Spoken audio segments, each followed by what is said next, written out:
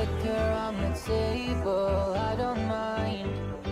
Where the night goes, your skin on mine. I see no other people, love is blind.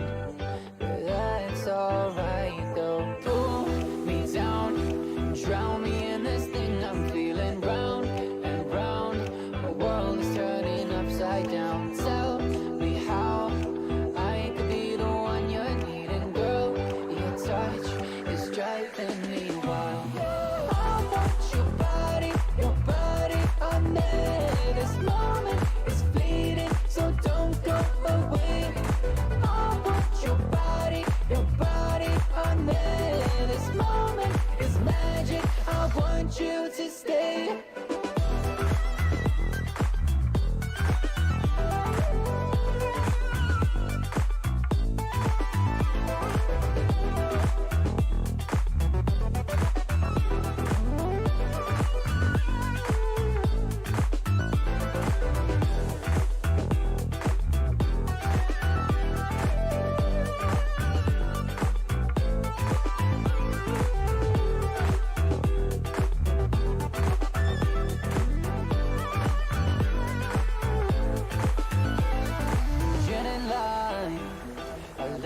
When you're playful, give it time. I'll make you mine, girl, your hand in mine. I'll lead you far away, girl, so divine. Our lips touch, our eyes close. Pull me down, drown me in this thing I'm feeling. Round and round, the world is turning upside down. Tell me how I could be the one you're needing, girl. Your touch is driving me wild. I want your body on there. This moment is fleeting, so don't go away. I want your body on there. This moment is magic, I want you to stay. I want your body on there. This moment is fleeting, so don't go away. I want your body on there. This moment is magic, I want you to stay.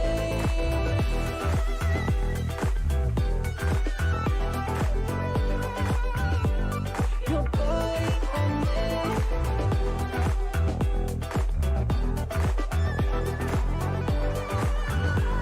I want you to stay.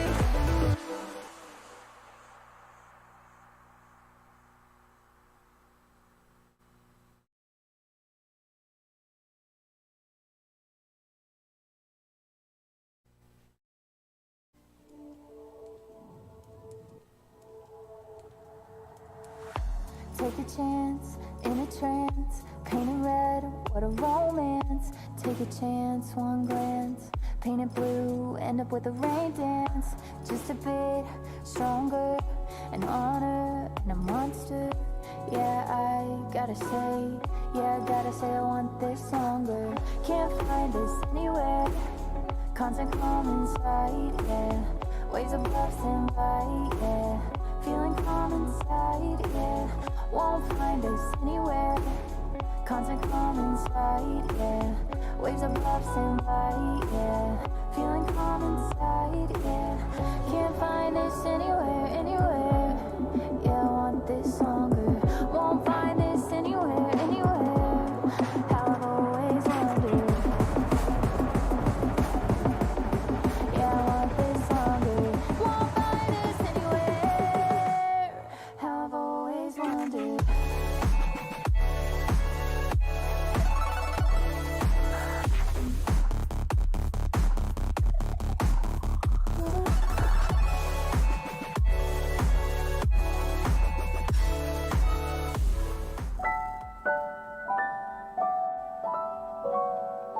Gaming Morning Show. Things put on pancakes and rhyming bear intros. Austin confused about whose sister married the bros. In the UK, dooley-doo tugs on our heartstrings.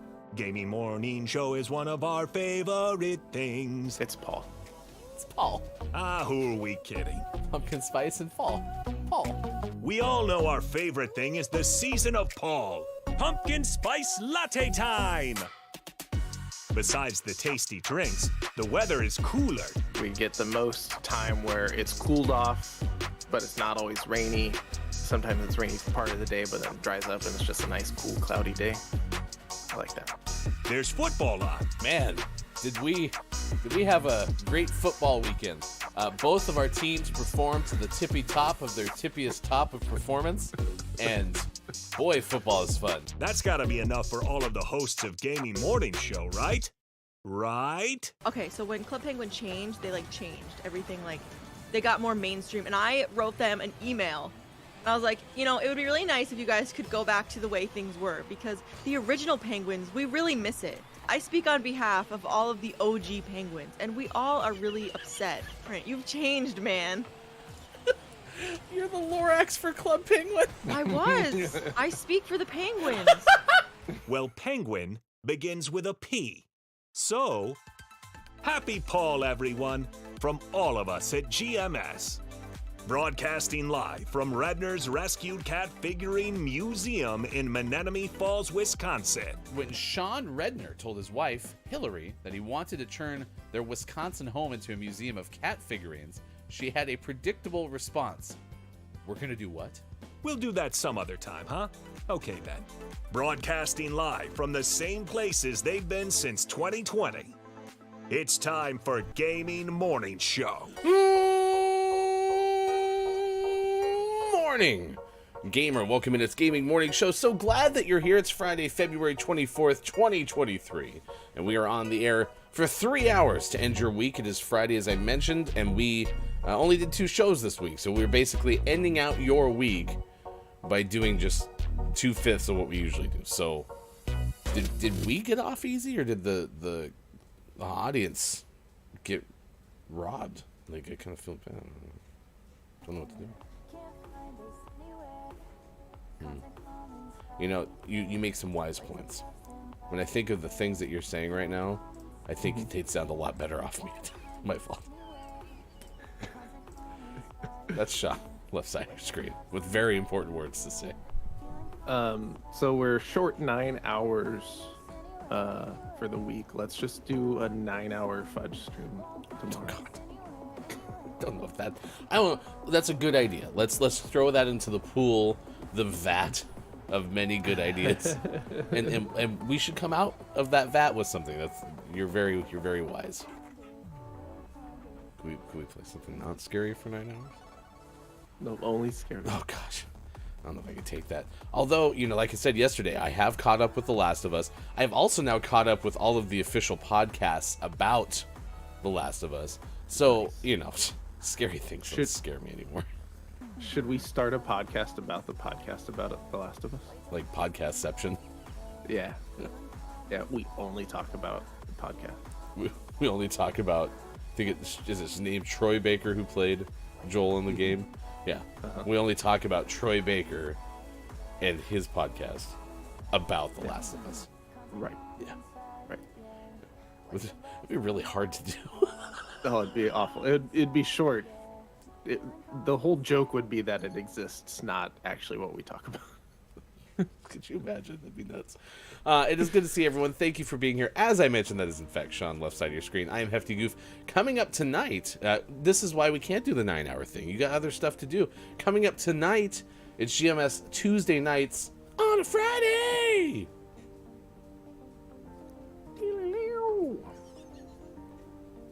Sean, Sports Talk Wife, they're going to play God of War Ragnarok tonight, starting at 8 p.m. Pacific time.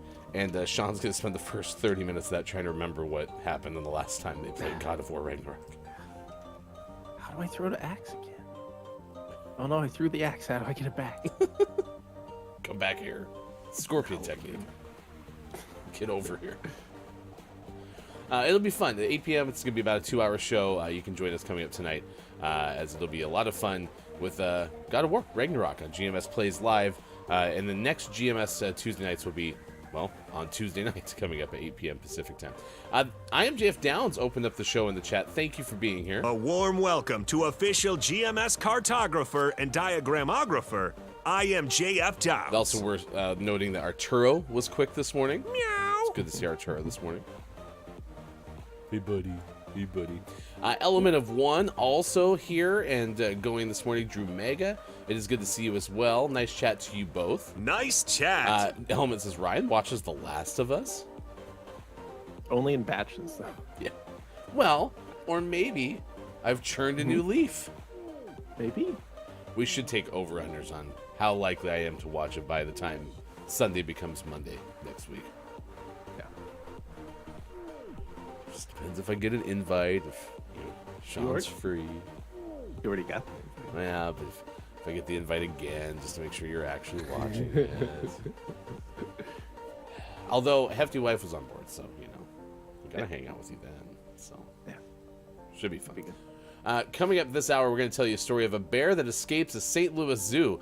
You might be saying, man, that seems like I've heard that story before. You have, because this is the second time it's happened this month. Someone really should have relocked the door. Would have made more sense.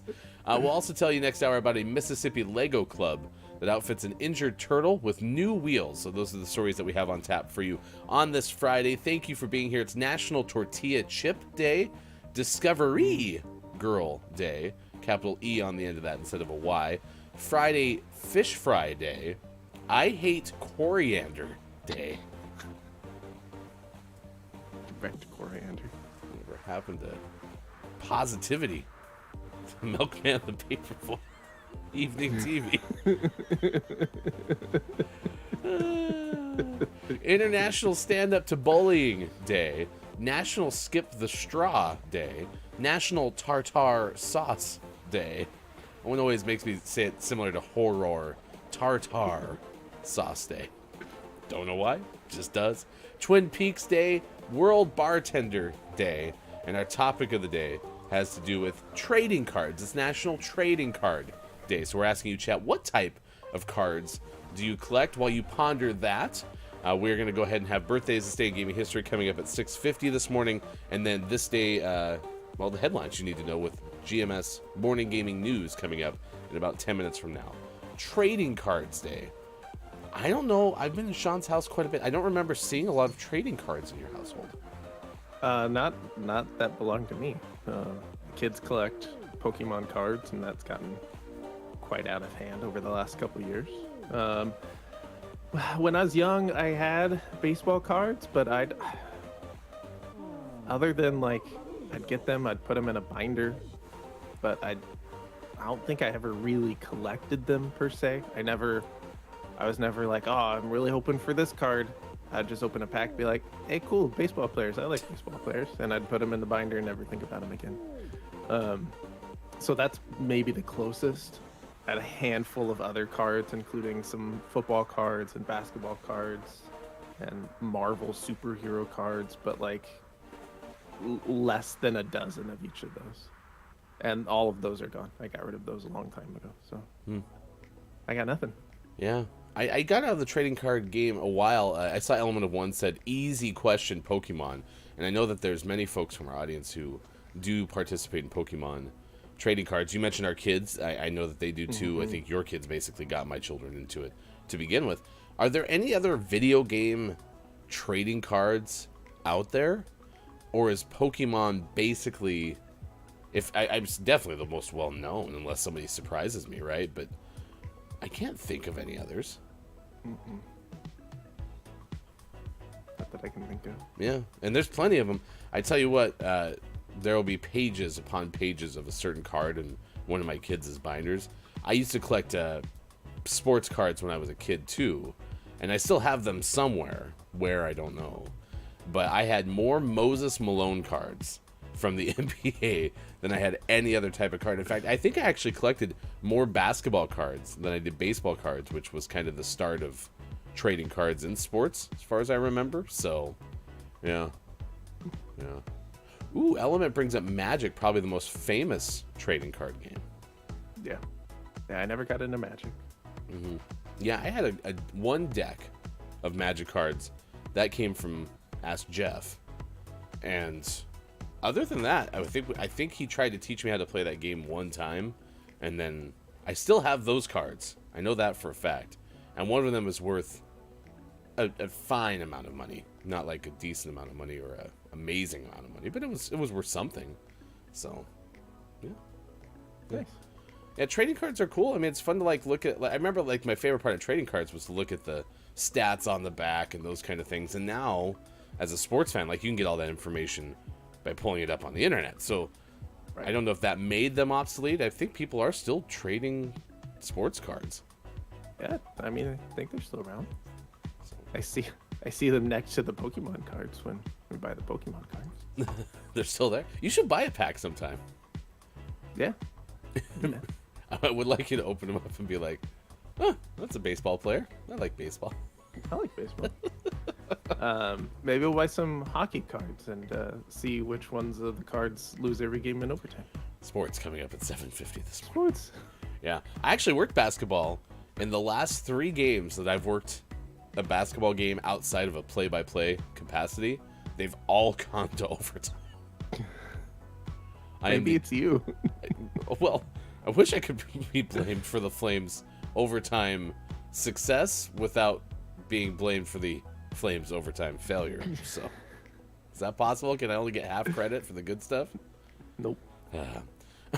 Go Pens, and you found penguin emojis. Those are cute. I like that. It says Element of One. Imagine having a rookie Patrick Mahomes. That would be a very valuable card. That'd be pretty good. Yeah. Yeah. It'd be the same as having, like a Joe Montana rookie card back in the day or something along those lines. So, yeah. All right. Well, let us know. We want to know trading cards. If you have any pictures of trading cards, please put them in our Discord. You can by doing !Discord. Reminder again, GMS plays live tonight. And apparently we're going to just jump right in. Okay. Yeah, we just tied it up. Good job, us. Cracked. Carhound has never been happier to see us, am I right? Right. We're here to save the day. I played recreational Rocket League last night, or yesterday with the kids on my Switch. And I'm telling you, playing on the Switch is hard. Especially after having played on this, I'm so much closer to the screen. It's not about the controls. I don't have any issues with the controls. It's almost like the resolution. And I honestly don't feel like I'm doing that thing where I'm just, making excuses for not playing well on the Switch. But maybe I am. I don't know. It does feel quite a bit different. And I don't know exactly what all causes it, but it does feel a lot different on the Switch. In my opinion. That was a great setup, by the way, and people got in my way. It happens.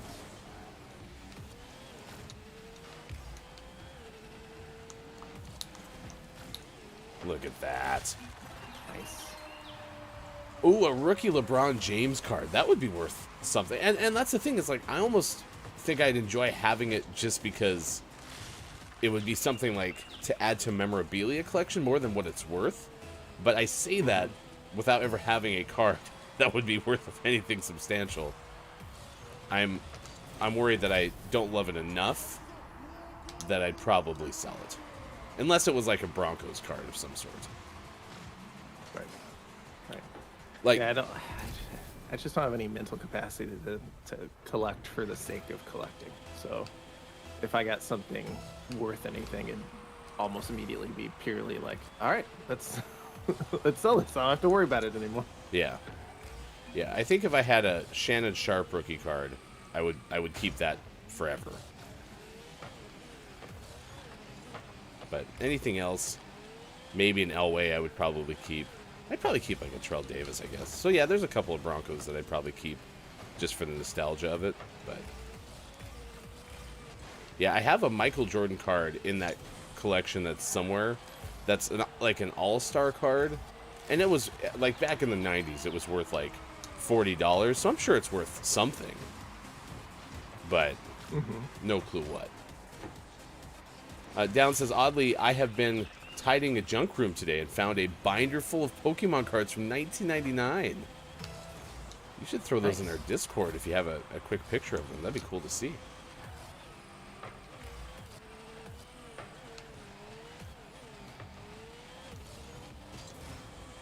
Oof.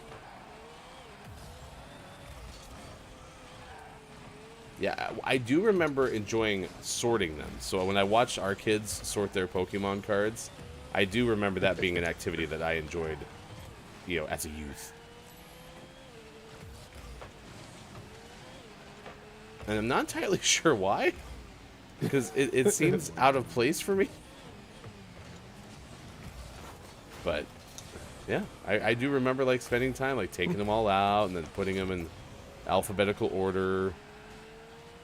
Nope, never did any of that. Putting all the Moses Malones together. There were so many Moses Malone cards. And the funny thing about that, too, is for what it's worth, I think I always perceived Moses Malone as somebody who was like more of like a, you know, garbage player who just happened to be on 38,000 teams. And it turns out Moses Malone was pretty damn good. Just happened to play for about 30 damn teams. As a quick aside, my daughter goes, "Why do you always say this is Rocket League in the quick chat?" You just look at her and be like, "What are we playing?" She goes, "Rocket League." You're like, "This is Rocket League." I just tell the truth. Just informing the people. What game are you playing right now? Do people in the morning have a hard time remembering what games they're playing? Yes, that's exactly why.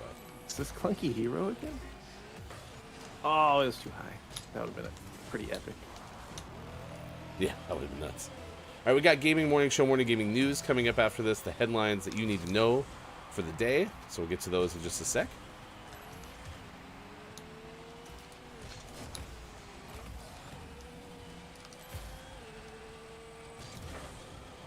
I did watch part of the State of Play yesterday, so if that's in your news, I actually Nice. touched on it, but that was based on what you told us yesterday. We did get some good responses to those who answered our question on Twitter about what they would like to see in the final Mario. I didn't even touch that, but I made it happen. I was there and my finger slipped and I opened up my... Right there, I opened up the scoreboard. I like how It was a catastrophe. I just go flying off. I took them out, and that actually did help the goal score. Oh my gosh. By accident or otherwise, we succeed. Oh my gosh. Good job, us. Hey, not bad for a jumped into the middle of game, so there we go. We nailed it. I did score over 100 points. If you're playing bingo with us this morning, a couple of things for that. Definitely let us know suggestions. That's at the bottom of gamingmorningshow.tv/bingo.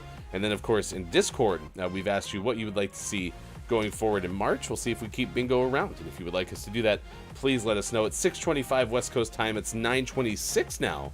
Out east, it is 2:26 for those watching GMS in the UK. We're not on Twitter Spaces this morning. I came out here and forgot that I needed to put batteries in the thing that makes the audio go from the computer to the phone. That's my fault, so we'll have Twitter Spaces coming back next week. All right? Sound good? Deal? All right, perfect. Weird. Okay. Hi. Foot Switch is doing weird stuff today. Yeah, I like weird foot switches. Well, listen, yesterday I had the same problem. I tell you every once in a while, sometimes Bob's audio doesn't come from the box into my ears. You can hear it, but I can't. I had that same problem yesterday, and I don't know why. It just all of a sudden happens. It's very bizarre. So, let's get the video game headlines. Should your foot switch cooperate? As always, here's hashtag video game expert Sean. Good morning. It is Friday, February 24th, 2023, and this is your Gaming Morning Show, Morning Gaming News. No, just gonna be weird. All right, fine. It's all right. No, I don't get to cough at all today. First up, we are gonna recap yesterday's PlayStation State of Play. It occurred yesterday afternoon, and I almost forgot. And I took a break from what I was doing, went out to the kitchen and had lunch, looked at my phone, and I was like, it's 1 o'clock exactly. So I threw it up and was able to watch it. It was pretty fortuitous. We, as advertised, got to look at 5 new PlayStation VR 2 games, all 5 of which kind of reminded me of arcade shooters, for better or worse. They looked fine, but they all kind of had that kind of on-rails shooter vibe for some reason. So you can check those out. We also got updates on a bunch of games, including a look at Destiny 2 Lightfall, which is an expansion coming next week. We saw Humanity, which is a kind of a puzzly action puzzle game with some optional VR stuff from the makers of Tetris Effect and Res Infinite. We got an update to Goodbye Volcano High with a release date. This was something that was supposed to be a launch title for the PlayStation 5, and something bad happened in development, and now it's coming out in June 15th of this year. Just a few years late. We also got to look at Baldur's Gate 3, which is coming to the PlayStation 5 in August. Street Fighter 6, we got an updated look with some highlights of some new characters and existing characters like Cammy and Lily. Resident Evil 4 made its presence known. It's coming in March. And then we got a pretty decent look at Suicide Squad Kill the Justice League. That was a bulk of the last part of it. That is due out in May. They used this time, since it was perfect timing, to announce some PlayStation Plus games. So this is getting wrapped up into this story, which is March's PlayStation Plus releases. The games that are going to be free for all PlayStation Plus tiers are Battlefield 2042, Minecraft Dungeons, and Code Vein. So look for those starting in March. And we also got to look at Chia, which is a colorful island exploration kind of action platformer looking game, which is coming out in March, and it's going to be a day one release for PlayStation Plus Extra and Premium. So if you have that game on a list of games you want to try out, you can do it for free if you're one of the advanced tiers of PlayStation Plus. So all in all, a pretty okay state of play. Nothing groundbreaking, but some updated looks on games that we knew were coming. So good stuff. Yeah, that's what I caught was the Suicide Squad thing, and I'm excited to watch you play that. So, yeah, or somebody. I'm not a huge Suicide Squad fan, but the game looks fun, and that's the important part, right? Is it looks like it's going to be fun to play, whether or not it's the IP I care about, I don't know, but it looks like an enjoyable game, and I can get on with it. One aside, thank you for reminding me to download or add to my library my PlayStation Plus games from February, because Ollie Ollie World was in there, and I actually did want to check that out at some point, so I'm happy it's in my library. Yeah, me too.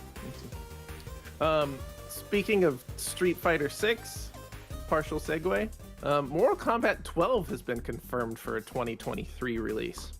We haven't heard anything about this game. This is from Logan Plant of IGN.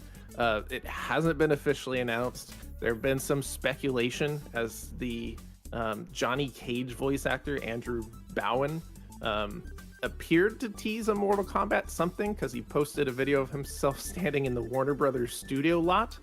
And I think that's what he's known for. So there was some speculation, but during an earnings call, they just go, "Oh yeah, and Mortal Kombat 12 is coming out this calendar year." Oh, okay. This is like one of those things where you're wrapping it up and you're like, "Oh, is there anything else to get to?" You might hear like a piece of paper like shuffle in the background. Oh yeah, Mortal Kombat 12. One of our, if not the biggest IP that we have. We're gonna have a 12th one. So yeah, it's just such the direct quote, and this is from I think the quote, it's from Andrew Slavin, who is Warner Brothers Executive Vice President of Global Investor Strategy, said, quote, "And there's a lot more to come, including the highly anticipated Mortal Kombat 12 and Suicide Squad Kill the Justice League. Games also set for release this year with ambitious launch projections." Oh, okay. So that was timely because of what we just talked about in the state of play. You had the extended thing. Everyone was talking about Justice League yesterday, and I like how that was the bookend to. Oh yeah, And Mortal Kombat 12. And yeah, it's quite... You know, the two games, the one that's coming out in a couple months and the one that no one's talked about officially. You just say Same MK12? So yeah, we'll hear more about this, I'm sure. Mortal Kombat 11 reviewed very well in 2019.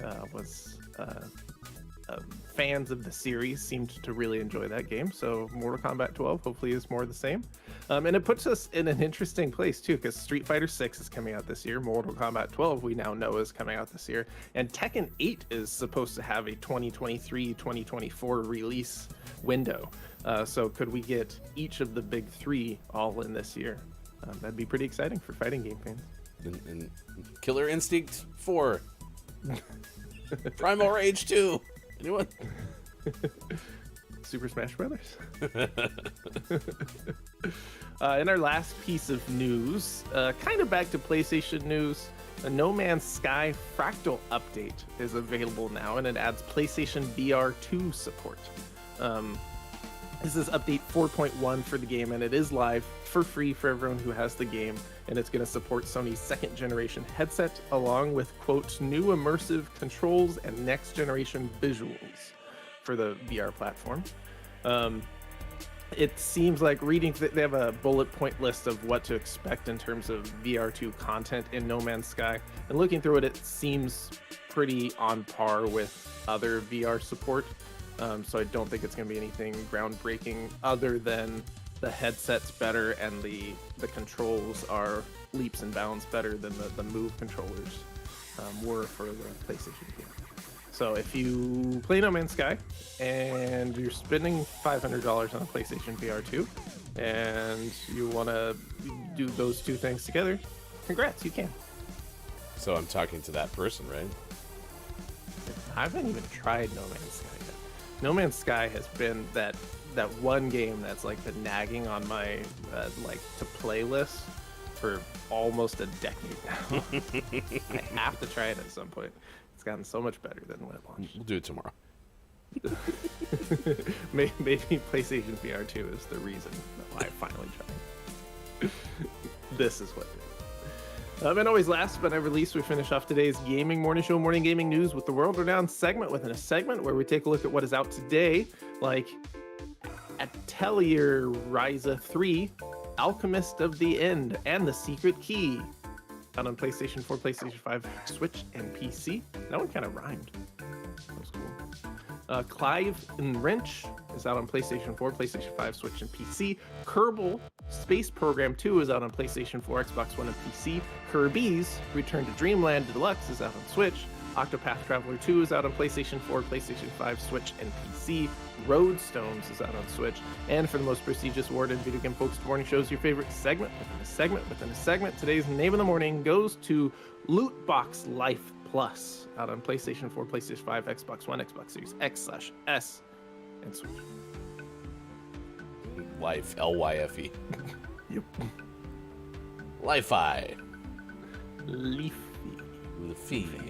Lafy Plus. There you go. If you're looking for loot boxes and you want to live that life, you can. That is our name of the morning. It could become our name of the month. Congratulations to Loot Box Life Plus. And if it does, our Patreon subscribers will have a chance to win it. Thank you to all of our 30 Patreon subscribers who have done so, including Papa Pods, who says No Man's Sky started off junky and is now a hit. I think you've referenced No Man's Sky as that game where it's like, every time that you think a game is dead, just you wait, because it might have a second chance. And No Man's Sky seems to be that one of them.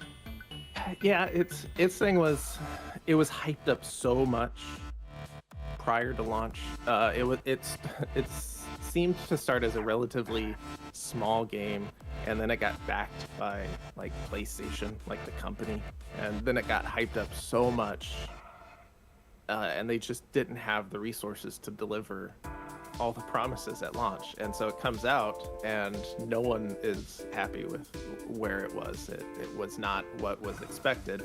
And then over time, they've slowly been able to fulfill those promises and build it up to what the vision was, which, might have been fine if it had gone, like a traditional smaller studio release, like like on Steam, and it's Steam Early Access, and they keep building it up, and then they build up to that 1.0 launch, it wouldn't have flopped the way it did. But at least they got their redemption in the end. It is the game they hyped up. Now it just took a while to get there. Just like we planned. It's a direct quote from the studio. Papa Paw says it was a bigger flop than Cyberpunk at release. And I mean, Cyberpunk's flop happened very early on in our show. That was kind of one of the first introductions I had to unlived expectations. So, well, there you go. Also, Papa Paw says, bring back Anthem. I don't know what that one is. Is that the Anthem? Throw your damn hands up? Yeah, that's the one. Okay, perfect. Why are you on a roller coaster all of a sudden? Whee! Anyway, congratulations to Loot Box Life Plus. Again, we'll find out at the first full week of March what our name of the morning is, name of the month rather is. And if it is something that you want to win, then you can go to our Patreon-only Discord to learn more. And again, thank you to all of our Patreon subscribers for being part of this show. I am Hefty Goof, that is Sports.Gaming. We do post the Gaming Morning Show Morning Gaming News as a reel on our Instagram most mornings, and you can find us as a podcast by searching Gaming Morning Show on your favorite podcasting platform. It is now 6:39 on the West Coast. Let's take a look at who's behind Sean's house, always sitting on the side. Bear, bear, bear, bear. Doesn't mean to hide, but he does, and he sits there waiting for it to open. Bear Bear and Eagle Eagle the Mathematical. Here's hoping. Nice. I thought you were gonna stumble. I feel like I cheated.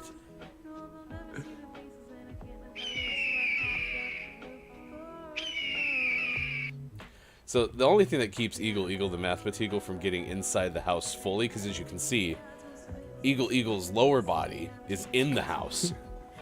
In the house. But the wingspan is still outside, is because the damn wingspan is so big. If Eagle Eagle had a smaller wingspan, He'd get in there. yeah, it'd be flying around Sean's head right now. He'd be sounding like a fly, just buzzing around. Is that Eagle Eagle the Mathematical?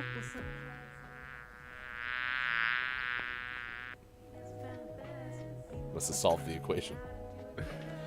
All right, so okay, do a test here. Now I'm talking. It really looks like Okay. you're fake talking. We just messed with this.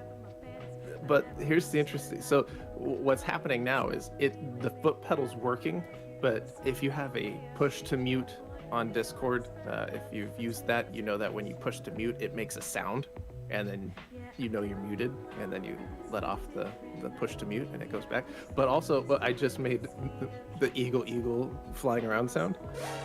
I couldn't hear that. I could hear that. I can't hear that. What is going on? Half of my stuff I can't hear. You only get half of it. That's all it's gonna take.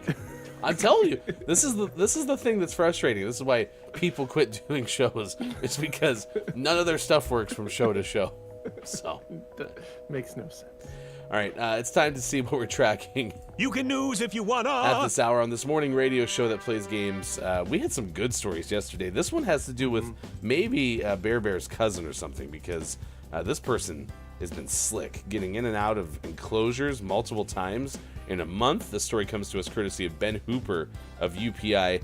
A bear in a St. Louis zoo has escaped for a second time in a month. St. Louis Zoo that was placed in lockdown before has been placed on lockdown again. This happened on Thursday. An Andean bear escaped from its habitat for the second time. Zoo officials said the 4-year-old bear, named Ben, escaped from his outdoor habitat about 1 p.m., and they implemented a lockdown with guests being escorted to indoor facilities.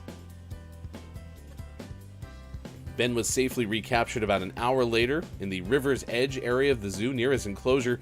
The bear had previously escaped in February when he tampered with a steel mesh surrounding the exhibit, causing a cable to break. The zoo said steel cargo clips had been added to reinforce that enclosure, but Ben still managed to escape again. The method of his recent escape was unclear. Officials said they are looking into further measures to secure the habitat. Oh, Ben. Wise. I just like how this bear has been like, okay, I know exactly where I can go. And if they stop me there, I know exactly where else I can go. And then they fix that one, and he's just be like, silly humans. I have 30 other routes I can go. I'm starting to think this bear doesn't want to be in a zoo. Yeah. Yeah. Seems that way, doesn't it? Does seem that way. You know, I think there are some animals that you go to visit them at the zoo and you watch them and you're like, I think you like being in a zoo. I think you like the cushy life. I don't think this bear's one of them. No. It's maybe the come back it's yours philosophy, right? Some zookeeper's like, yeah, we'll just let Ben get free, and if he shows up again, then we know. I don't think so, though. The town says Sean's slowly amassing a crowd of stone-cold killers just waiting to eat him. No, they're friends. I kind of feel like, yeah, you're going to like have one of those moments where you think everything is fine, but they've been plotting your demise for a long time. I sure hope not. I've done so much for them. Yeah, I mean, Sean does leave math equations out for Eagle the Mathemateagle almost every night, so. It's true. True. I've been leaving some calculus problems out for him during the weekend, just to give him some extra challenge. It's advanced placement, too. It's AP level stuff, so. Oh, that was nice. It's really slow, though. Papa Pot says, I despise early access, though. It creates this market of unfinished games at a full price. Is that like the cyberpunk idea? No, early access is like, it's something on Steam, and a game can be released, but they're still actively working on it. And I get the whole, you're getting less but paying the full price, but if that's a way that smaller studios can fund games by making some of the money partially through the development process, I'm all for it, especially because some of the early access games really do a good job of incorporating the feedback of those that are playing the game, and getting to kind of beta test a game and have your feedback mean something is really exciting when you're a fan of some of these smaller studios. So it can definitely be used for evil, but I think all in all, it's a tool that is pretty cool for some studios. Papa Paz, do you dislike when it's used for evil?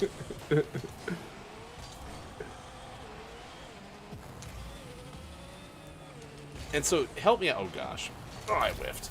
Help me out with the Justice League game, because it looks like the heroes are possessed. Yes. Brainiac comes and he brainwashes the Justice League. Okay. And so the Justice League is now doing evil, and the powers that be have decided to use the Suicide Squad to take care of it. Like the government? Yeah, the whole idea of the Suicide Squad is that they're bad guys that have been captured, and they're used for like suicide missions,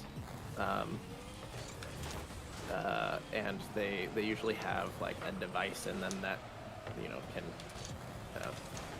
instantly kill them if they're not doing what they're supposed to be doing, you know. And then there's some deal is like, oh, if you go on this mission, you'll only have to serve 2 life sentences, something like that. Like I said, I've never been a Suicide Squad person,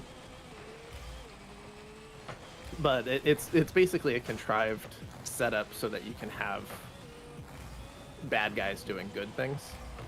Let's try. I got there, I couldn't reverse to make it go not in the goal. So they would be fine getting rid of the Flash, like they would murder Superman. I think they have to. Okay. They're doing evil. Evil. Is Superman using early access to try to get his game published. Papa Paz says, evil is bad. I do think it creates lazy development tool. Look at something like Tarkov. It is still early access. I watch a good amount of Tarkov. Has that game got some work to do still? Is that what you're saying, Papa Paz?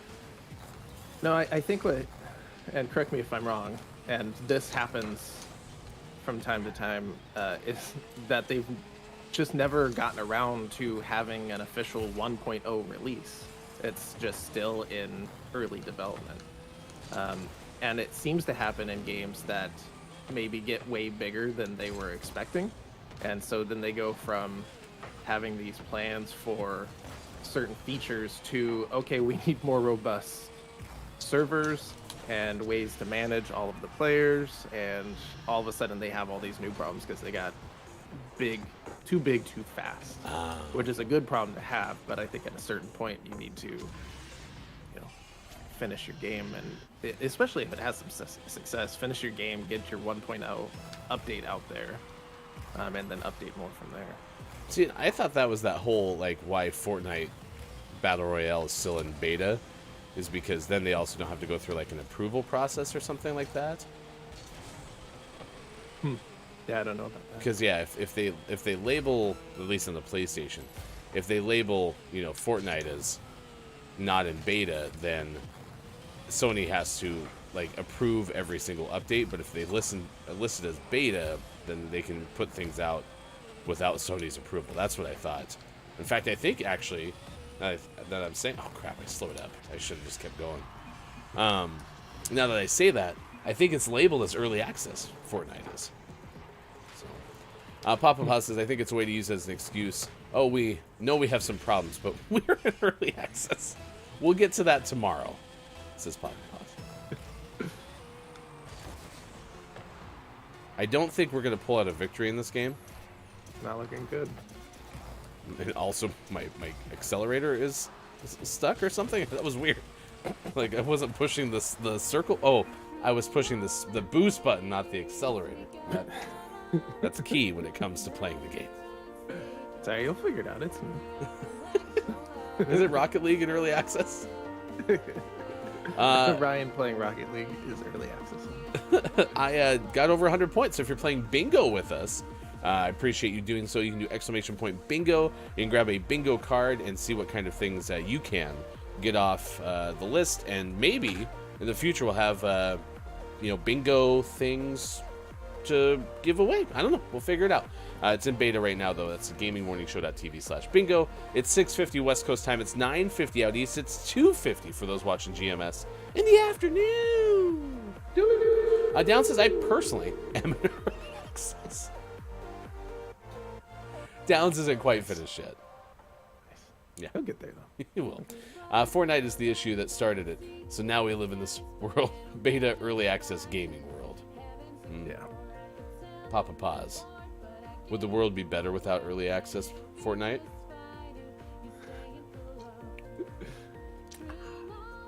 I don't know. Actually, I should think. Is Apex Legends in early access? I think that one's technically a finished game. Yeah, I think you're right.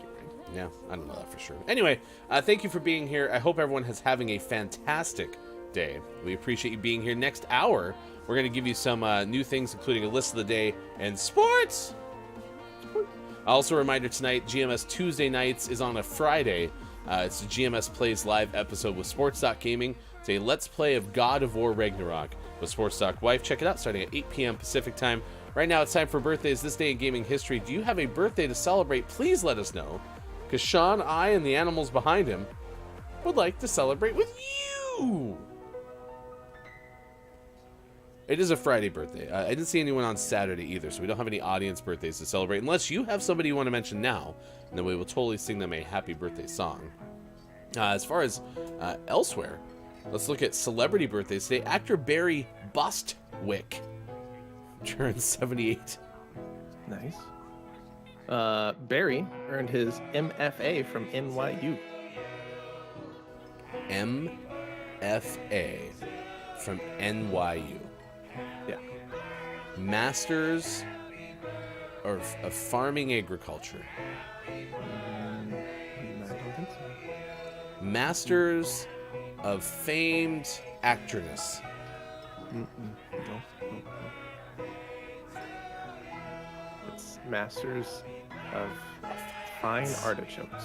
It's fine. Yeah. Big fan of those fine artichokes. How were your artichokes? Oh, they're fun. I had a chicken sausage pasta dish last night. That was pretty okay. It was kind of like, almost like a goulash, but with chicken sausage and a better sauce. It was pretty okay. Nice. Yeah, pretty happy. Sounds yum. Had a salad on the side. Tartar sauce.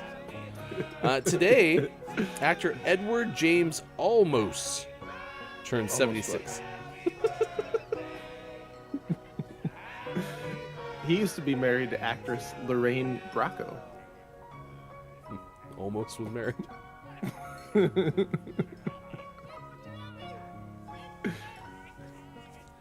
Okay, I've heard this actor's name before. Yeah. Please don't tell me we're the first ones to do the almost joke. It can't be, right? Can't be the first one. There's no way. He's been alive for 76 years. George Thorogood, the rocker, turned 73. His middle name is Lawrence. Lawrence, huh? Lawrence. Please welcome to the stage, George Lawrence Thorogood. Yep. Hurts so good. No, that's not George Thorogood. That's Sean Mellencamp. Never mind. How about actor Billy Zane turns 57 today? Nice. Billy Zane's first movie appearance was in Back to the Future. Okay. Billy Zane, Back to the Future. I've seen Back to the Future. Somebody who's seen sparing movies. What did he play? It looks like he was one of Biff's cronies. Oh. So is he riding in the convertible that gets covered in manure? I think so. Yeah, reprise his henchman role in Back to the Future Part 2. Oh, hey, check this out. Zane also, this is according to Wikipedia, forayed into television work, and in 1991 he appeared as John Justice Wheeler in several episodes of David Lynch's hit TV show, Twin Peaks. Today is Twin Peaks Day. Nice. There's the connection This you is why- didn't know you needed. This is why it's Twin Peaks Day. It's Billy Zane's birthday. That's why. Actress Bonnie Somerville turns 49. Bonnie appeared in an episode of Blue Bloods that aired earlier this year. Who hasn't been in Blue Bloods? Tom Selleck's been in Blue Bloods. Tom Selleck's been in Blue Bloods. That's the one person I know who's in Blue Bloods. Because I've never seen Blue Bloods. Billy Zane was in Blue Bloods. But I do know it's on CBS. I can tell you that much. That was a very unfamiliar to me list of celebrities today, except for maybe Yeah. George Thorogood. Yeah. Some I knew by name or by face, but none of them I'm super familiar with.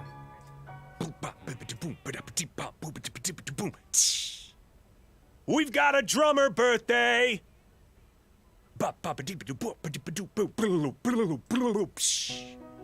It is drummer Matt McGinley's birthday of Gym Class Heroes. Matt is 40 years old. So, have you ever heard the song Jukebox Hero? Maybe. You gotta be a jukebox hero, stars in his eyes. No, nothing. Okay. So when Gym Class Heroes came out, my brain couldn't help but go, Gym Class Heroes.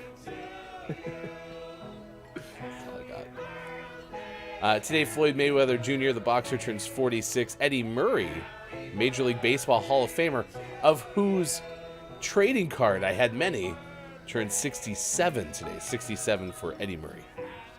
Nice. Also, Wilhelm Carl Grimm's birthday from Grimm's Fairy Tale. So Wilhelm Scream is that Scream from all the films. And so when I first saw that name, I was like, oh, that's where they got it from. That's not true. Unless in any Grimm's Fairy Tale, was there ever like a sidebar where the character fell off a cliff or something like that and then went, wah! No, I don't think so. Maybe it's in the footnotes. Today was Steve Jobs' birthday, no longer with us, Apple co-founder. The Wilhelm Scream is named after Private Wilhelm, a character in The Charge at Feather River, which is a 1953 Western. The character gets shot in the thigh with an arrow and is credited as the first inclusion of the sound effect in a film or something. But fun fact, the character's full name was Private Carl Grimm Wilhelm. That part you didn't know. No. Actor Beth Broderick of Sabrina the Teenage Witch is 64 today. Nice. And Daniel Kaluuya of Black Panther and Get Out is 34 today. Nice. All right, there you go. There's some birthdays this day in gaming history. It starts now on this morning radio show that plays games. Sean, we start in 2006. Codemasters releases the Toca, T-O-C-A, all caps, Race Driver 3 video game. That was available for the PlayStation 2 and the Xbox. Any memories of Toca Race Driver 3? No idea what Toca Race Driver 3 is. Never heard of that game. You should look up a quick synopsis of Toca Race Driver 3, because and I really hope that it was a game that was released where, take that microphone, I don't even want you in my life anymore. I'd be curious if it was actually one that had a third game, or if it was that one that just released with 3 in its title. While you do that, we'll tell you that Electronic Arts makes a hostile bid of $2 billion for Take-Two. That was in 2008. Fascinating fact, Toca Race Driver 3 was the 6th game in the Toca series.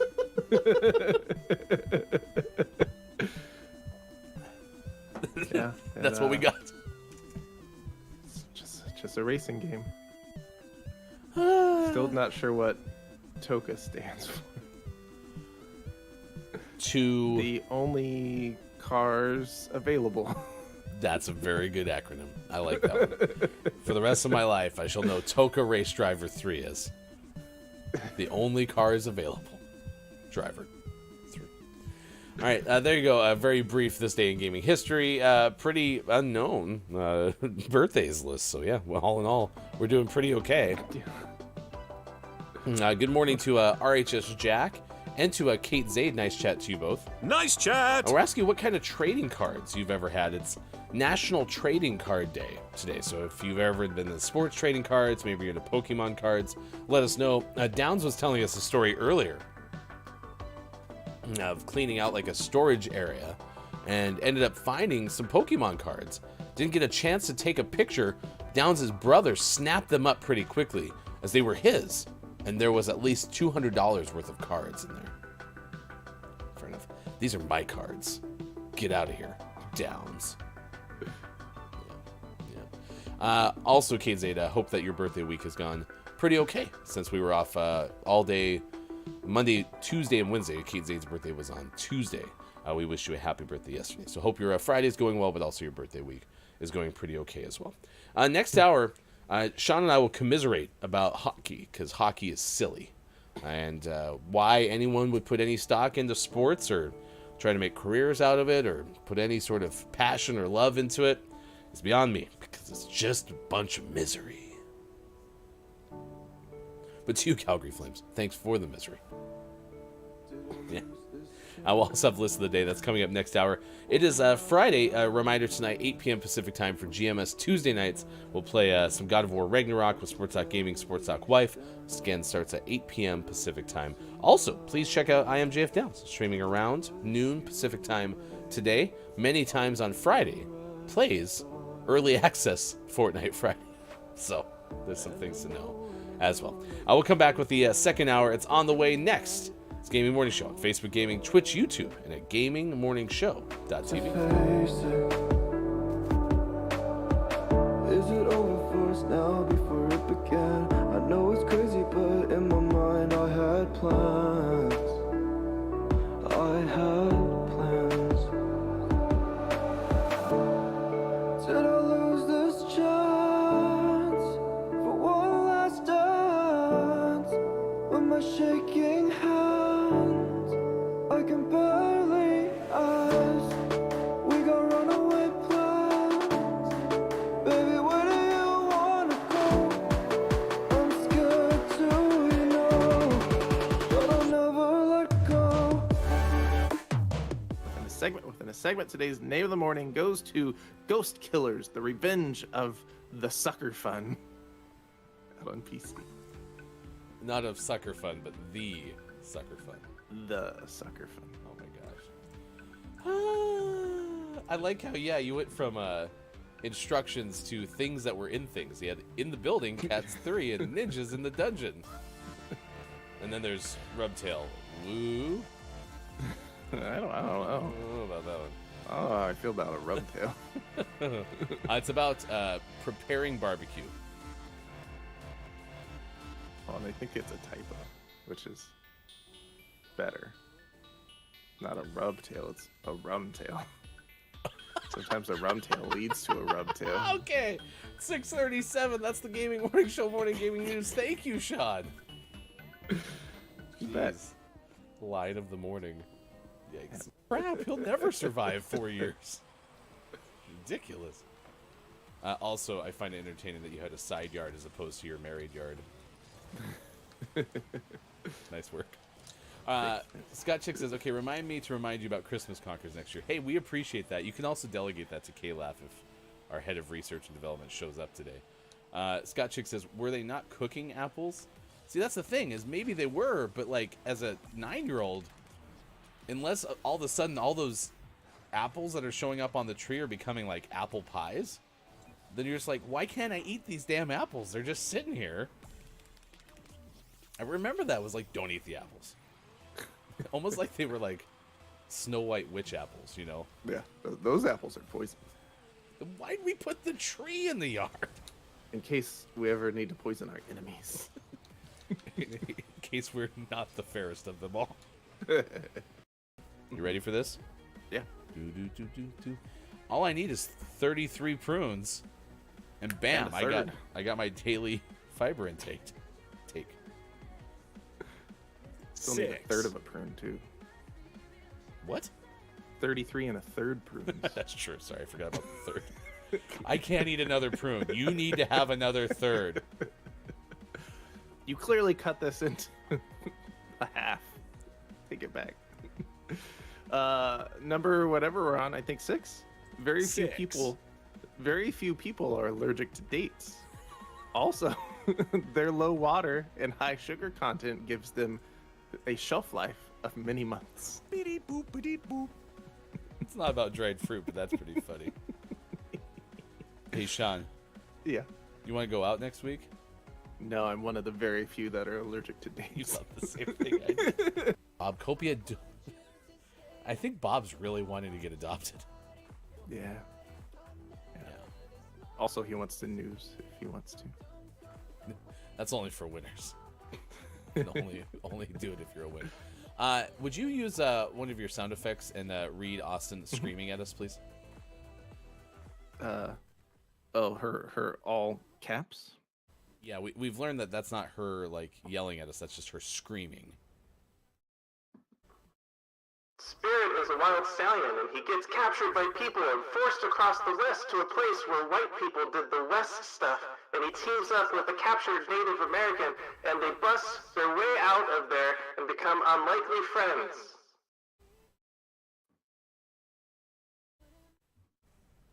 You need to step away from me when you use the megaphone.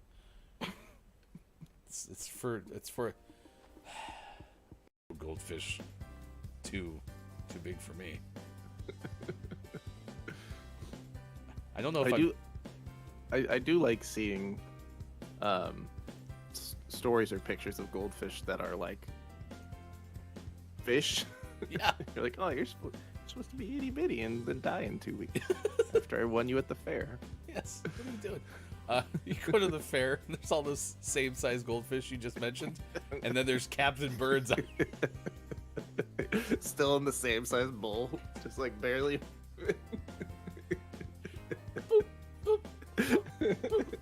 Looks like Austin Powers trying to back out. Oh, do you want this one? No. I'll take one of the cute little ones. Which one do you want? No, somebody wants the big one. Which one do you want? This one? No. This one? No. How about this one? Yeah. You're the reason why I can open up, let down my walls tonight. We could run away, let our worlds collide. I'm staying where you are, 'cause only you could ever mend my tender heart. My secrets are on the line, 'cause only you could ever mend my tender heart. I'm seeing my saving grace in you, 'cause only J.G. Catsworth, 877 cash meow. 877 cash meow. 877 cash meow. 877 cash meow. 877 cash meow. you are, 'cause only you could ever mend my tender heart.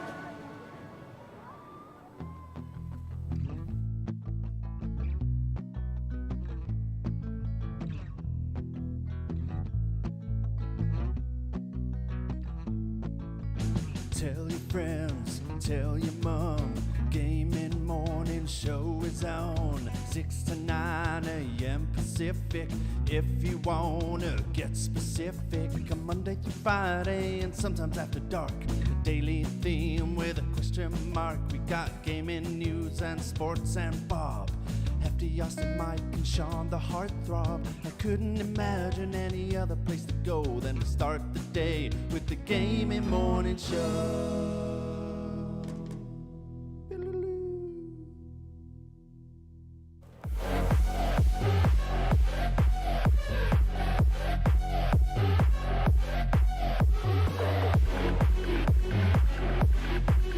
Coming up on Gaming Morning Show, list of the day and sports. Find GMS on Facebook Gaming, Twitch, YouTube, and GamingMorningshow.tv.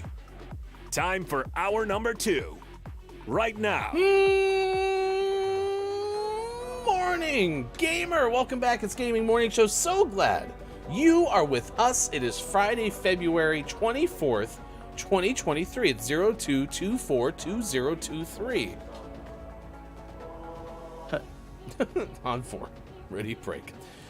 It is seriously glad to see. I'm glad to see you all. Thank you for being here. We only got 2 shows this particular week. I was out in Arizona earlier this week. We asked the question, do we owe you or do you owe us for us missing shows? And I think somebody said that we owe them. Yeah, Downs is saying we owe you. So, gosh, what could we do to make it up to you? Let's do more than 2 shows next week. Okay. Yeah, that'd be a little bit different than what we usually do, right? Yeah, sure. Okay. I mean, we could also just, of course, I don't know, do our Tuesday night show on a Friday. We could do that. Okay. Do that. Yeah, let's How do about that. we invite a special guest? Yes. Something we definitely were not planning on. Yeah. Who could we Brand get on such short notice? Arturo would come, but he usually has plans on Friday nights. Yeah. Edward James Olmos would be there, but I could invite your wife, but she might be busy. Yeah. I guess I could invite my wife. okay. Deal. So, yeah, Sports Talk Wife will be there tonight for God of War Ragnarok. Sound like a plan? Perfect. Okay. I like Fantastic. It is great to see everybody. Superphonic is in the chat this morning. Nice chat. Nice chat to you, Superphonic. I hope you're having a fabulous weekend as it gets closer to 3 o'clock in the UK. Nice chat. To King Gray as well, who brought tacos. It is great to see you as well. We're asking you about trading cards today. Today is National Trading Card Day. So what type of cards do you collect? Also keep in mind, it is the morning, or in some places it's the afternoon. People grab things to consume over the course of our show. Remember, if you're getting food, you must show and tell when you come back. We do have a What You Eatin' category in our Discord, and I will tell you that whilst in Arizona, we went to one spot that was basically on the campus of where my father lives. He's at like a resort. And they had these wings. And they must have gotten the mega chickens. Because, wow. Like, the drumsticks on these things were like twice the size of what you get from like Buffalo Wild Wings. Nice. They were very good. Big chicken wings. I got teriyaki. Yep. That's right. I, Hefty Goof, got a sauced wing. Did you like it? Yes, I did. Yes, I did. So now you can call me Hefty Sauce. Please don't. They were fine. I asked for a dry rub first, and they said they didn't have any, so I had to go with teriyaki. So, I went with teriyaki. It's the least sauce. No, it's the least spicy. Yeah, that makes sense. Of course, we all know the commandments of no sauce life. If one cannot prevent sauce, then get the least spice. Makes sense. So help you God. Lube, the sauce of metal things. I am JF Down says, weekend episodes, you should invite one of the other brothers-in-law. Ooh, that's the thing we could do. Do we have any other brothers-in-law who are available for tonight? Probably not. Yeah. I mean, it would be tough because, of course, at one point you just run out of your sisters for the other person to marry, so. Since Sean and I are brothers-in-law, having married sisters. Yeah. Put them together. Jack said, I never collected trading cards. I was more of a figurines and models person. I wonder if I could get back into collecting again. Did you enjoy that stage of your life, Jack? I did do a couple of, model cars that you'd put together. And those were fun until they got too complicated. For me, the glue, this level 2 car, I like the ones you could, snap together. Because the glue was so messy. I was so bad with glue.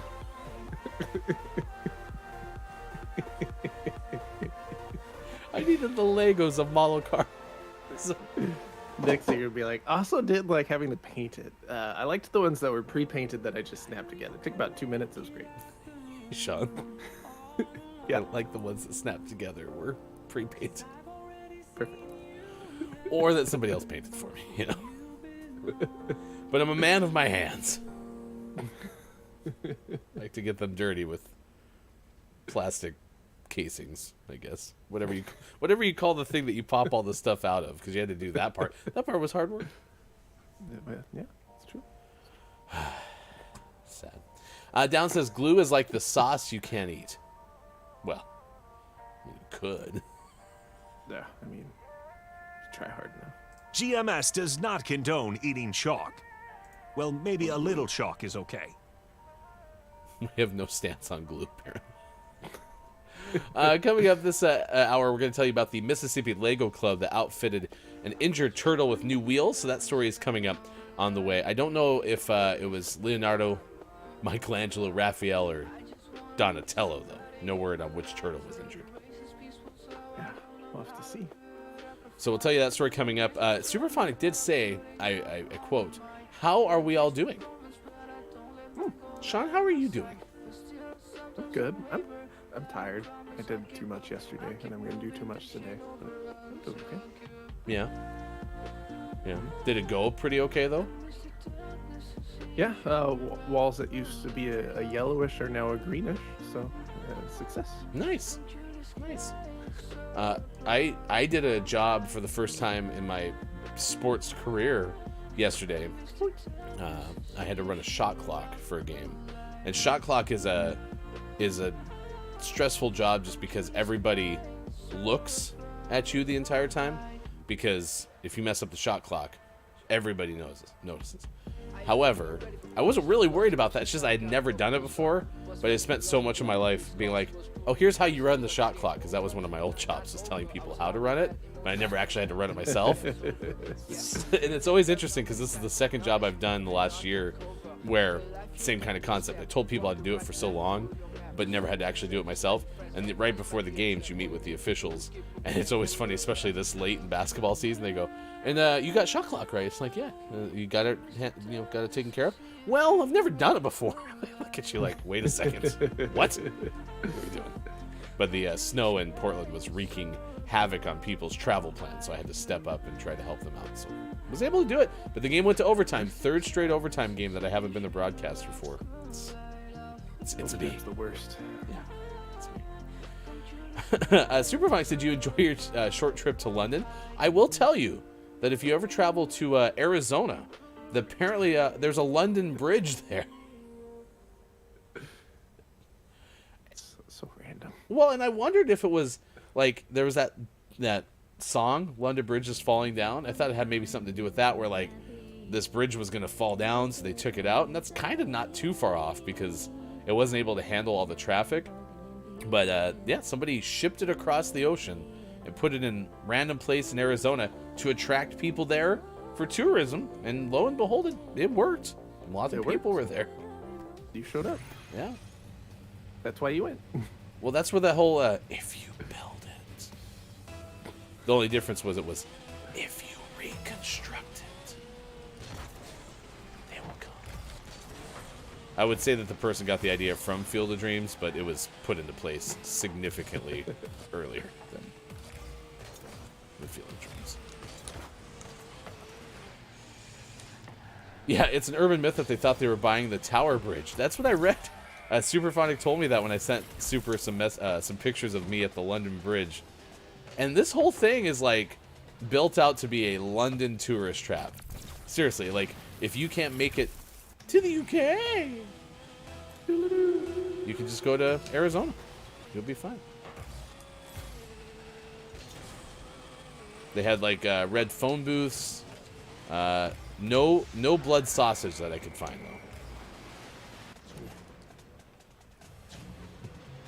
Coming up, we'll tell you 10 best trading card games for new players. So if you do want to get into trading cards for the first time, we have an answer for you. That's coming up in about 5 minutes after this game of Rocket League.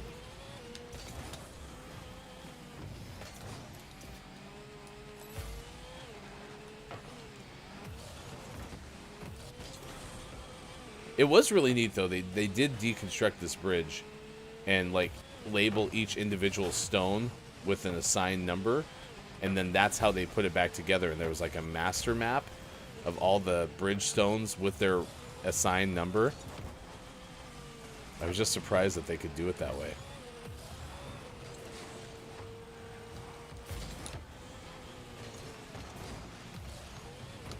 I mean, I can't even imagine doing that now, let alone 50 years ago, 60 years ago. I think it reopened in 1971 is what I learned.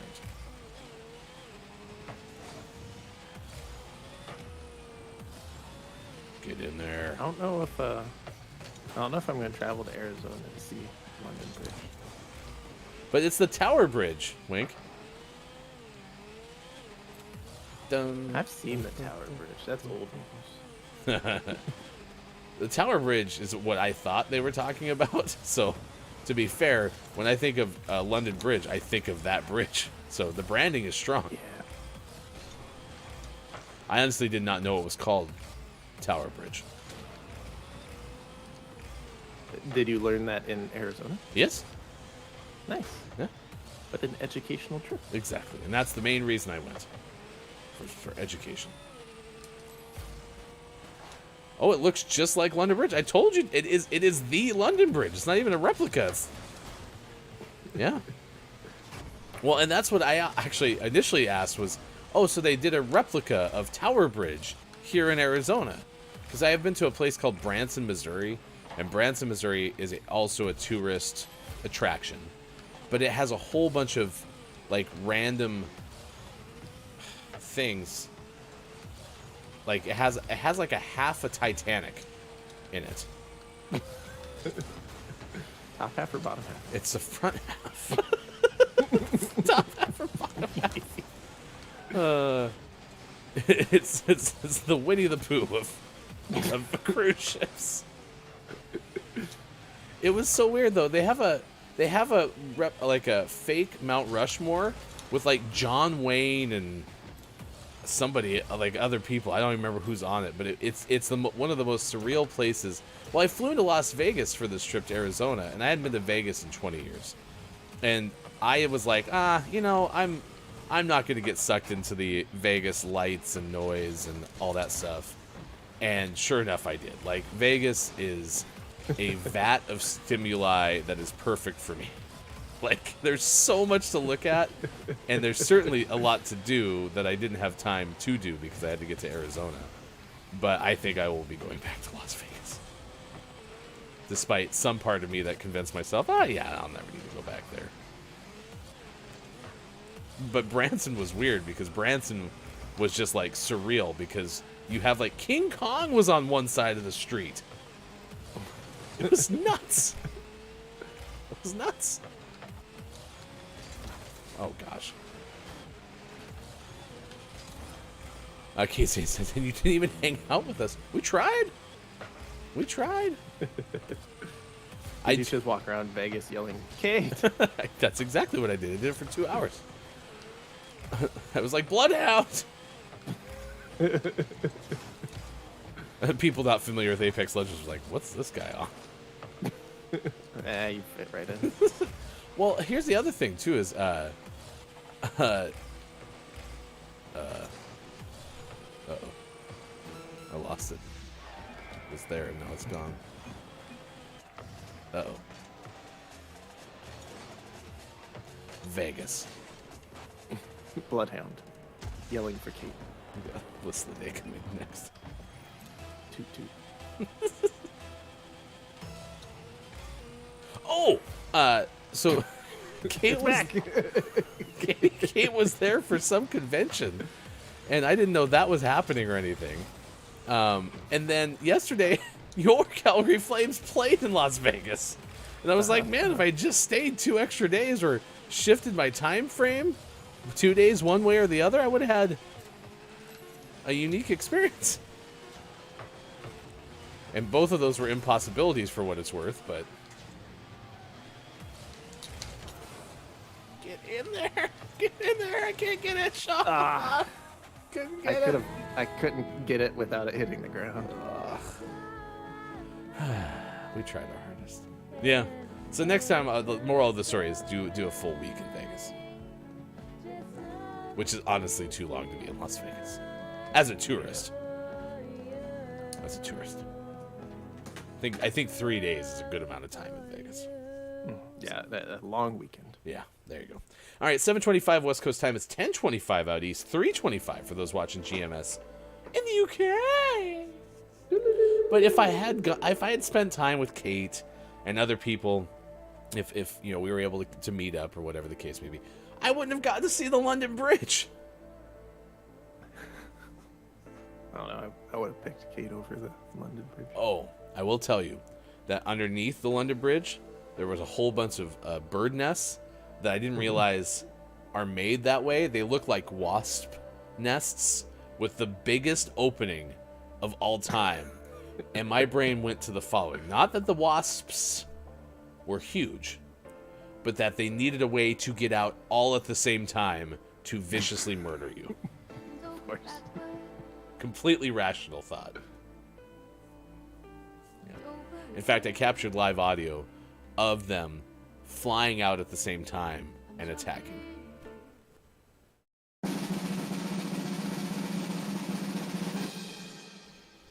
That's their assembly thing. They're so big. Hear that? They're all flying out of the nest at the same time. And they poke you. Does it sound like they're on Facebook?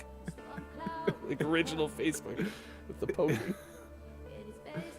What is happening? What are we on? Should we start the show? Probably. Okay, good. I bet the audience would like that. Let's do list of the day. This comes to you courtesy of CBR.com, so you do not get credit for a crazy or unique or wacky URL. CBR, is this the comic books website? Yeah. Yeah. Comic book resources. Yeah, which is a fine website, especially for those, I imagine, who know a lot about comic books. Good morning and nice chat to Mel B. It is good to see you. Nice chat! Mel B says, we're on our way to get our dog groomed. And I was like, that's cool. My brain read, to get my dog grounded. Is your dog doing what it wasn't supposed to again? We'll take it to Hefty Goof's Dog Grounding Emporium. Hefty Goose. Place you can ground your dog. Not to ground meat, by the way. Please. Please don't do that to your dog. That would be bad. Let the dog live. Scrapple. Gross. All right, best trading card games for new players. We are asking you today, it's National Trading Card Day. What type of cards do you collect? It's from Nicholas Howe. In November of 2022, the world of trading card games, also known as TCGs, is vast and ever-changing. Sean, ask your doctor if TCGs are right for you. Are you dealing with TCGs? Check out CBR. CBR does sound like something that has to do with like CBD, for what it's worth. All right, we start this list at number 10. 1-0. Yu-Gi-Oh! 2 digital versions. There's a Master Duel and a Duel Links, but this is one of the longest running TCG franchises. I believe actually Downs might have mentioned this earlier, or maybe it was Element of One. There are 3 overall types: monsters, spells, and traps, but these are all broken down into various subcategories. There's been different versions like Speed Duel and Rush Duel. With over 10,000 cards, you have a chance to jump in with this long-running favorite that is welcoming to new fans. 9. So number 9 is Flesh and Blood TCG. This is a relative newcomer created in 2019 by New Zealand-based creators Legend Story Studios. It's a unique equipment-based TCG. You use a hero that is given weapons and equipment to attack the other players, and then you can defend your own hero with other equipment. This has gotten some good footing around the world. It's a quick game to learn and is a perfect way to spend some time in a game store. 8. Now, keep in mind, this is for new players. As I say, I think trading card games, from the outside looking in, not knowing a lot about them, could be hard to get into, because I imagine you can be like almost anxious or nervous to jump in with new people because, you know, they know how to play the game. But it sounds like these are games that maybe are welcoming to new fans, as we mentioned just with the first one I read. Now, Magic the Gathering would make me think that as well, but that's probably unfounded. Magic is nearing 100,000 unique cards worldwide. Hundreds more are released each expansion. There's a lot of different ways to play, no matter what a player is looking for out of a card game. Magic can provide it. Robust free-to-play online version as well, with Magic the Gathering Arena, making it more accessible to new players. So there's one other game that's number 8 on the list. Now 7. Number 7 is Keyforge. It's another game from the mind of Richard Garfield, who created Magic the Gathering. The player uses a deck of creatures, artifacts, actions, and upgrades to gather amber and forge 3 keys to win the game. The production of the game suffered some setback due to the pandemic, but a new era has been hinted at by the creator. So new stuff coming. 6. Card Fight. This is a great name for a game like this. Exclamation point. Exclamation point. There's 2 exclamation points in Card Fight. It's like their actual branding. It's great. This one's called Card Fight Vanguard. There's no official online version, but several fan-run services. It's actually made by somebody who formerly worked on Yu-Gi-Oh, which is the first one we mentioned. 2 different types of cards, units, and orders. And in a Card Fight Vanguard lore, players are astral spirits that are called on by the planet Krei to solve battles. It's regularly been voted a top choice TCG ever since it came out in 2010. 5. Number 5 is Bakugan. Isn't as popular as it once was, but the franchise has been through a resurgence in the last few years thanks to new anime and a renewed interest in the physical game. Players begin by setting Baku cores, which are tiles that replace the original gate cards, then rolling their Bakugan while shouting Bakugan Brawl. The players then take turns using their cards and Baku cores to boost their Bakugan. It technically has other parts like the Bakugan themselves, tiles, and gear, but it is still a trading card game at heart. Our children played Bakugan, but did they ever actually play the actual card game once in their lives? No, they just liked the toys. Yeah. They threw and recreating the anime with them playing characters and their Bakugan being the Bakugan. Yep. Bakugan Brawl! 4. Dragon Ball Super's on this list. There's a mobile app for a tutorial if you would like to have it. Of course, another anime franchise, and it had a little bit of time finding its footing when it came to trading card spaces. DBS features 4 card types, and there's different ways that you can play, whether you're Goku or Zeno, I believe. I don't know. I have not watched Dragon Ball. Also features an awakening that gives players a massive power-up, and that could change the game. 3.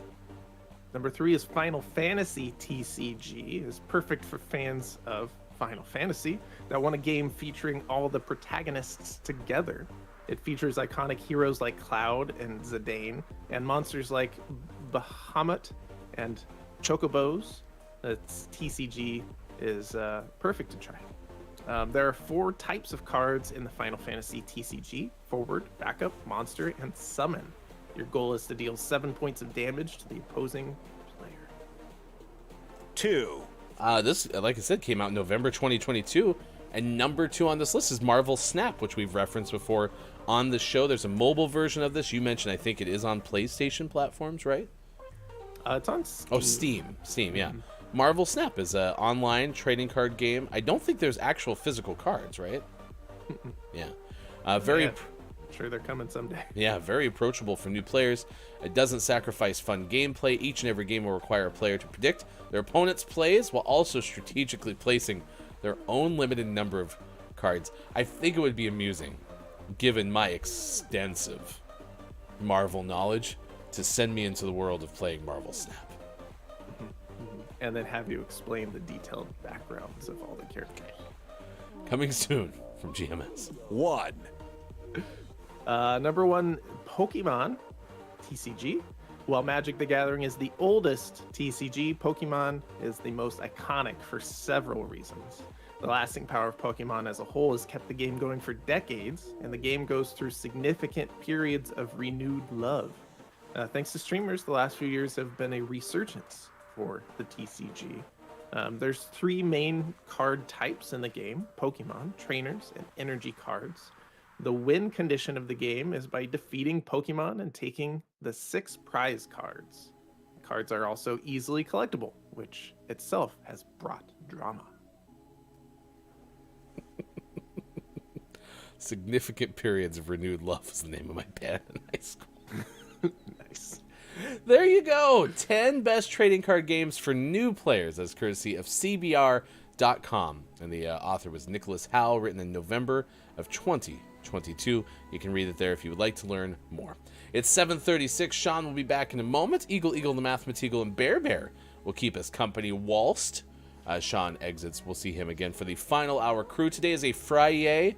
We're going to have Achievement Hunter, so we're going to play some Rocket League Rocket Pass stuff coming up at 8:20 a.m. Pacific time today. And that is following Don't Let the Person Floating from the Balloons Fall into the Monster's Mouth. So we have that coming up for you as well. Thank you for being here at 7:36 on this morning radio show that plays games. Hello and nice chat to Dungeon Meowster KJ. Nice chat! Who's here this morning. We have shout out to Rainy Day Games from RHS Jack. I rage quit playing basic Pokemon, think TCG for babies, because the 7-year-old kept beating me soundly. I'm sorry, Jack. I imagine that's got to be frustrating to lose when you're trying to play something that they enjoy. Also, nice chat this morning Nice chat. I Am the Pizza Babe. I Am the Pizza Babe is often streaming on Twitch. You can catch playing The Quarry and some other games. I stopped by yesterday for all of 4.6 seconds to give some bits to Pizza Babe and say congratulations on playing a scary game. I will see you some other time. But please give I Am the Pizza Babe a follow if you're Twitch. Today is National Tortilla Chip Day. It is DiscoverE Girl Day. Instead of a Y, it's a capital E at the end. Friday Fish Friday. Mel B did ask, are y'all going to have fried fish today to celebrate? I'm not, but we were talking about that because we got into the conversation about Wisconsin. Someone who was in the same complex as my father when I was visiting them in Arizona was from Wisconsin. And I asked if they've ever been to a legitimate fish fry. It was really good when I had that in Wisconsin, but not out here. Although fish and chips on the West Coast is pretty okay. It is I Hate Coriander Day, which all that makes me want to do is give you a shout out to Intelligame. This is friend of the show, Wallstormer, who despises cilantro. And isn't that the same thing, or now am I making up something? Uh-oh. Just a second. Checking. Coriander.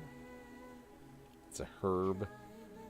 Yeah, cilantro. Okay, it's the same thing. I thought so.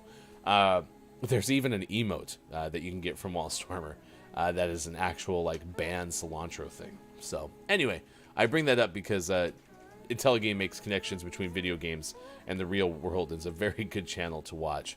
So if you do not like coriander, today is your day. It's I Hate Coriander Day. International Stand Up to Bullying Day, National Skip the Straw Day, National Tartar Sauce Day, which is an appropriate, I suppose, day to have with Friday Fish Friday. Twin Peaks Day, if you liked that show. We learned earlier in the show that today is the birthday of one person who has appeared in Twin Peaks. I think it was Billy Zane who did so. It's also World Bartender Day, among the days of the day. So if you have a thought on any of those days, you can share it certainly. And if you want to play bingo with us this morning, do !bingo. You can. Here's a couple of other insights into Trading Card Day. It's celebrated every year on February 24th. Trading cards usually made of paperboard or thick paper, according to nationaltoday.com. A typical trading card may include a picture of a person, place, or a real or fictional thing. The pictures are typically accompanied by a description and text, such as statistics or trivia. Some of the earliest trading cards were related to sports, and most major sports have appeared on cards. Baseball cards have been the most popular of sports cards in America. Some non-sports trading cards may feature cartoon characters, comic book characters, or television characters. Collectors also use the cards to play games, such as collectible card games. In the late 19th century, trade cards were included in cigarette packs to make them sturdy, known as cigarette cards. They advertised cigarettes and would sometimes contain trivia. The first baseball cards were made in the 1860s. The most valuable baseball card ever, the T206 Honus Wagner card, was manufactured by the American Tobacco Company in 1909, and one has been sold for over $3 million. $3 million. It's pretty nuts. So there you go. Let's get some of your comments. Down says Pizza with her full-time horror streams. It's scary stuff. Downs, says Pizza Babe. I play other games. Listen, Pizza Babe. I know you might, but The Quarry, I don't think I can handle. I could probably watch it. Not going to try though. King Grace says cilantro is the worst, whereas KJ wants to ban cilantro haters. Mel B though says I hate cilantro, especially today and every day. So not a big fan, apparently, our chat. You can news if you wanna. I love cilantro. I absolutely love cilantro. All right, here's the story that we're tracking at this hour on this morning radio show that plays games. It is 7:41. We told you earlier in the show about how a bear in a St. Louis zoo escaped for the second time the same month. I liked the commentary from Sports.Gaming saying, I think this bear just really does not want to be in the zoo.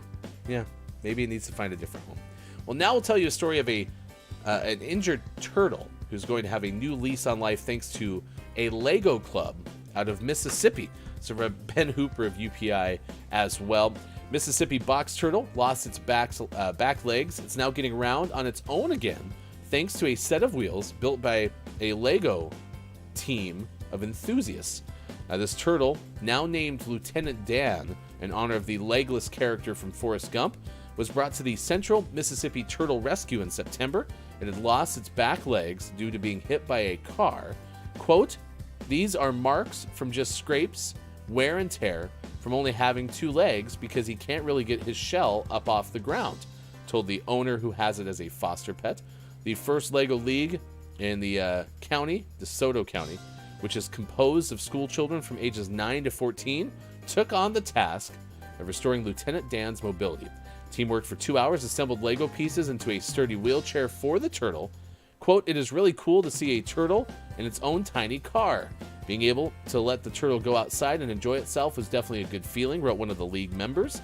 On a Facebook post, the wheels will help the turtle, quote, "explore the outdoors when the weather warms up." So there you go. There is a fantastic story of a turtle getting a boost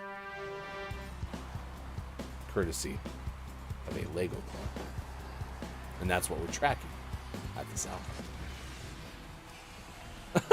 Jack goes, "Ben Hooper? I'm disappointed. No alliteration or dad puns in your article." Ben is very good at both of those things. But listen, this is a story of a turtle getting a new lease on life that is far too heartwarming of a story for anything like dad jokes or alliteration. We did not get a synonym, though, for turtle. Didn't get, like, the reptile.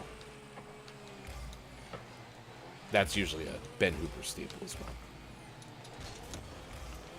All right, coming up after this, we're going to talk sports. Final hour crew, we're going to play some Rocket Pass. Achievement Hunter, we're going to try to get some of our challenges done so that we have an opportunity to expand on our Rocket Pass. What are you up to this weekend? What are your weekend plans? I've got more sports on Sunday, and then we have to go to a funeral on Monday. One of our friends lost their father, a 3-year battle with cancer, and so we're going to that celebration of life coming up on Tuesday. So on Monday. So we're going to drive up to the Seattle area on Sunday and stay up there and get ready for the funeral coming up on Sunday. So very sad, as with sometimes, well, I made that sound way too assumed. Often with cancer, sometimes with cancer, you do have an idea that, it's going to be a limited amount of time, and for this friend, kind of seemed like it was going to happen sometime soon, and it has. So it was sad, but not solely or fully unexpected, but certainly nevertheless tough. So we're going to go up there on Monday, and then Sunday, I don't know if we have any other plans. So, yeah, not entirely sure. It's weird because basketball season for me as a broadcaster is almost entirely done. I do have one tournament coming up in March that I do every year. But this is kind of an odd time of year because I go from having 4 games a week to having none. And that's really bizarre. So, video games for Pizza Babe this weekend. Nice. What are you playing? Do you have any new games? Or are you playing a lot of the same that you've been playing? Are you going to go back to the Quarry? Which, by the way, sounds like a very interesting concept. As does many horror genres for me. Like the Jigsaw movies, the Saw movies, they all are very, interesting in terms of, the concept behind them. I just can't watch them because of the gore. So, just a board meeting on Saturday and Sunday working on finishing the magazine layout for a nonprofit. That's what KJ's up to this weekend. Tracer, good morning. Nice chat to you. Thank you for stopping by today. Nice chat. Do you have any plans for the weekend? Our topic of the day is National Trading Card Day. So we're also asking you, what type of cards do you collect? I haven't messed around with trading cards in quite some time, but when I was a kid, I did have a pretty good selection. It wasn't a hefty selection, but it was a pretty good selection of sports cards. Mostly basketball, surprisingly, which has never really been my favorite sport, but I think one of the reasons that I did a good amount of basketball cards is I watched a lot of basketball in the 90s. That was really weird. That ball, like, skipped underneath. That was really weird. I thought I was on top of that one. I watched a lot of basketball because in the 90s, like, I really liked the NBA on NBC. My favorite sport was still football, but I wasn't really into baseball. So I guess basketball is probably my second favorite sport at the time. So I watched a decent amount of it. But I think we also had a family friend that collected a good amount of basketball cards. And so that was another reason for it. Because I think I got my most valuable cards from them. I have like a Michael Jordan, I have one Magic Johnson card that is of a good amount of value. But I don't even know where my cards are. And then, like I said, I had a Magic the Gathering deck, but I only played that game once. A friend got me the cards, and that was about it. Never actually played. I think we played one round of actual, like, Magic the Gathering.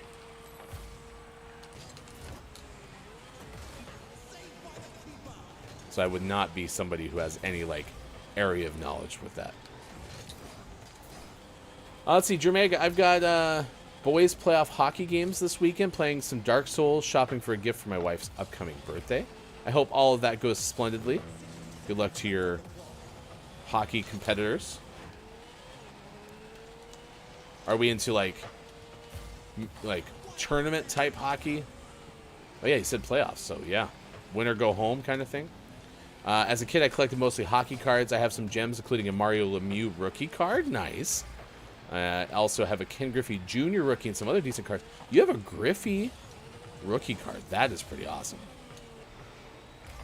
Yeah, when I was kind of searching for a baseball team to support, I started with the Oakland A's because a friend of ours went to the 1990 World Series, which was Athletics Reds, and brought me home an Athletics baseball cap. And it had a World Series pin that I actually may still have. And so I became an A's fan, or supporter, and then eventually started liking the Mariners because of Ken Griffey Jr. And then I became a Cubs supporter because a friend of mine didn't have a hockey team, so I traded him Flames supporting for Cubs supporting. So I still consider myself a Cubs supporter. I did not score less than 100, but we did lose the game at 7:50 West Coast time. It is 10:50 out east, and it is 3:50 for those watching GMS in the afternoon. No specific plans for Tracer, just chilling.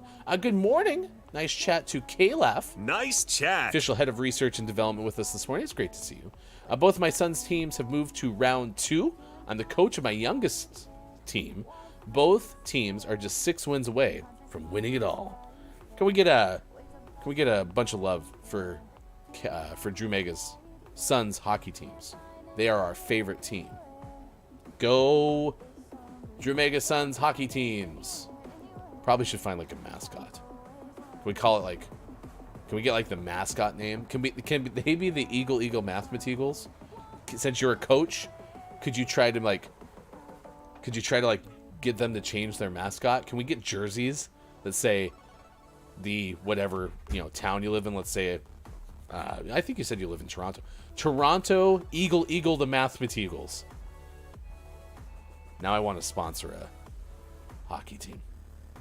That would be epic. That would be epic. Speaking of sports, at 7:51, it is time for sports. This is Ken Griffey Jr. baseball music. This is our sports segment. Is brought to you by King Gray. Find King Gray on the internet. Sadly, unless you're playing bingo and you need this on your bingo card, your Calgary Flames lost yesterday in overtime. The Flames had a 3-1 lead, and then I believe allowed 4 straight goals. Nope, that's not how math works. Had a 3-1 lead, and then allowed 3 straight goals, including one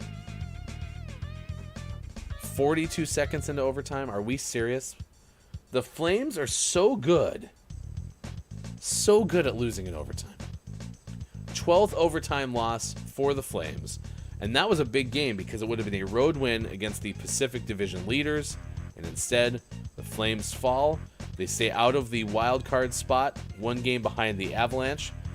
But I think the Flames' chance of winning a Pacific Division title again is looking pretty bleak. Buffalo over Quiet Gaming's Tampa Bay Lightning in overtime yesterday, 6-5. New Jersey Devils beat Chris M.'s Los Angeles Kings in overtime. That was a 4-3 final. Tomorrow may or may not be a Clip M.E. show. Either way, you can follow Chris M.E. on Twitch and watch the best show on the internet. 10 a.m. Pacific time every other Saturday. It's the Clip M.E. show. Edmonton over Pittsburgh. Ooh, Element. Pittsburgh Penguins lose 7-2 at home. Anaheim over Washington 4-2. Minnesota beats Columbus on the road 2-0. A lot of road winners. Vancouver, one of them beating St. Louis on the road 3-2 in OT. Boston over Seattle 6-5. And Nashville won at San Jose 6-2. Detroit did get a home win against the Rangers 4-1. In the NBA yesterday, your Los Angeles Lakers a 124-111 win over Golden State. In Sacramento, the Kings beat Portland. The Blazers lost 133-116. So there are some of your sports scores from yesterday. Let's look at the soccer scoreboard. I haven't checked this out in quite some time. Europa League. Lev, a 3-2 penalty kick win over Mon. Juv beat Nan 3-0. Spo, a 4-0 win over Mid. Pizv took care of Sev 2-0. Rom over Saul 2-0 as well. Shaw and Ren went to penalties. And this has Shaw with the victory, but the score was 2-1 Ren. There is something about aggregate maybe, so that's why. Mun beat Bar 2-1 and Ubi over Ajax 3-1. So there's some of your Europa League scores. I'm sure you've been waiting on those. All right, news headlines. Shift ban should help hitters. This is a story from Mike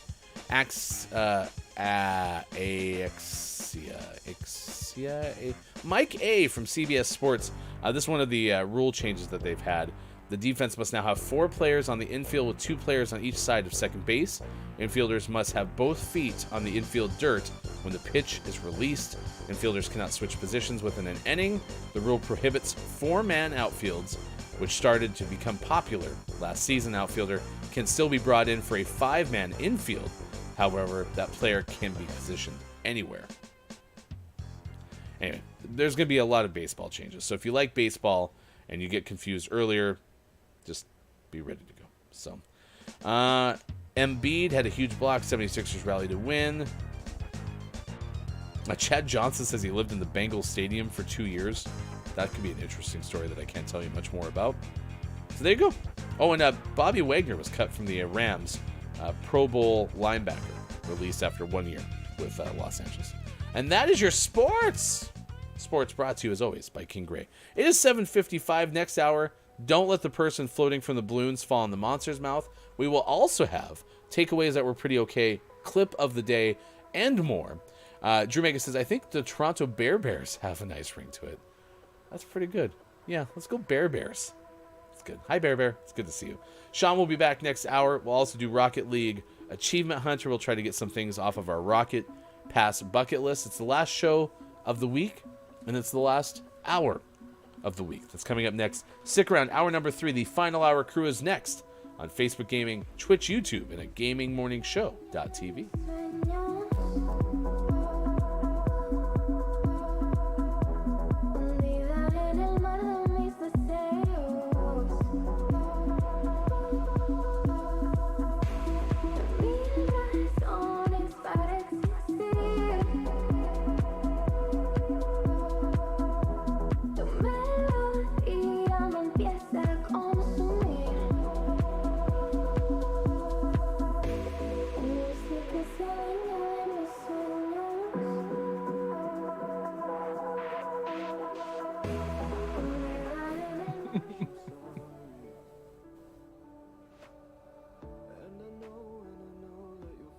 Alright, we got an S. S as in Sam. Ass. Cha-ching!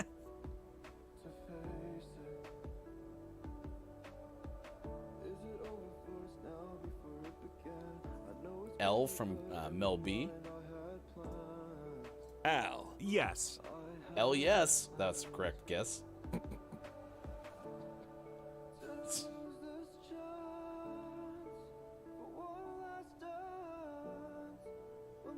We have a big guest from Sizz. Now that's a big swing. Famous people, Shakira last name. I don't also know Shakira's last name, to be honest with you. Isn't it just Shakira again? It's I believe it's Shakira. Did you take a crafting table with you? No, but I took some wood. Okay. I have some spruce planks if you need it. Actually, I should take that. Oh, how do I heal? Gray wants me to heal. You need to eat. Okay, so I go to my inventory and I eat this cooked chicken. Okay, and I go. Yeah. Nope. Whoops. Oh, no. I poked a hole in our house with chicken. Okay, now my heal bar is full. Yeah, and then you're as long as your food bar is as long as your food bar is full, you'll heal. Sean, our house is an igloo. Well, now it's a fancy igloo. But now we have a yellow square in our igloo. Who That's solid peed on gold. who peed on the igloo? Okay, door shut. Okay, I ate. Gray, did I do this right? Speaking of GMS Fudge, as part of our now GMS Tuesday nights programming, tonight, 8 p.m. Pacific time, we'll have GMS Tuesday night Super GMS Bros in Law, because Sean and I are bros in law, and go from there. Skitter said, "Oh, I came for the game name of the month. Had that happen? Yes, we have that at 6:35 this morning. So Sean's about to do the Gaming Morning Show Morning Gaming Renews, a recap of the video game headlines of the day, and then we'll also recap our winner for January name of the month. So with all of that said, here we go. Once again, here's hashtag Video Game Expert Sean. Good morning. It is still Tuesday, February 7th, 2023, and this is your Gaming Morning Show Morning Gaming Renews. This morning we talked a little bit about Madden and their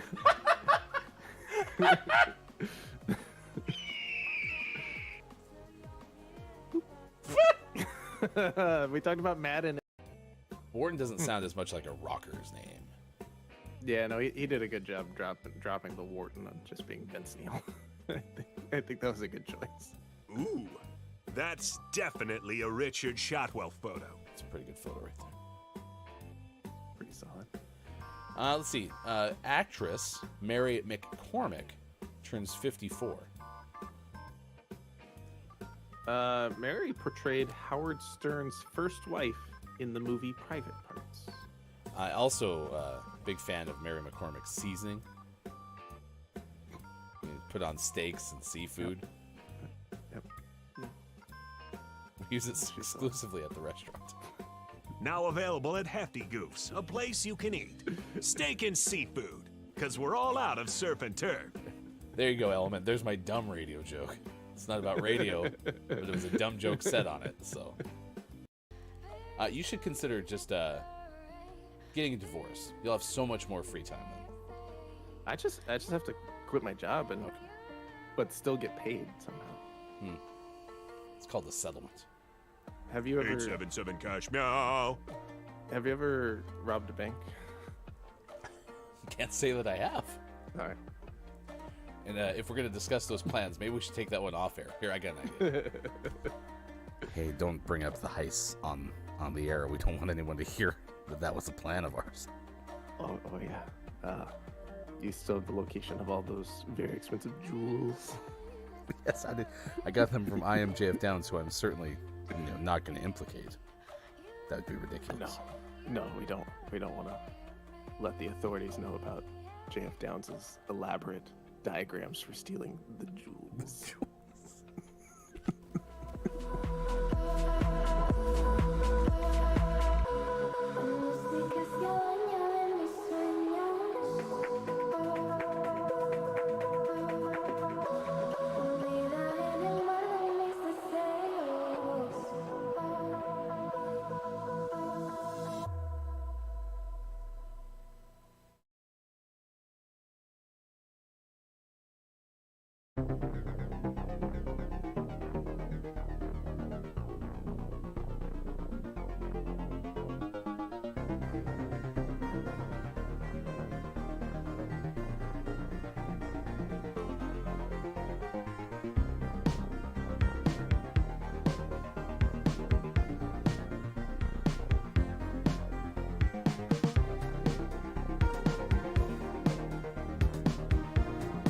Coming up on Gaming Morning Show, don't let the person floating from the balloons fall in the monster's mouth. And GMS Morning Gaming Renews. Get ready for your takeaways that were pretty okay. And the clip of the day. Join our Discord. Become a Patreon.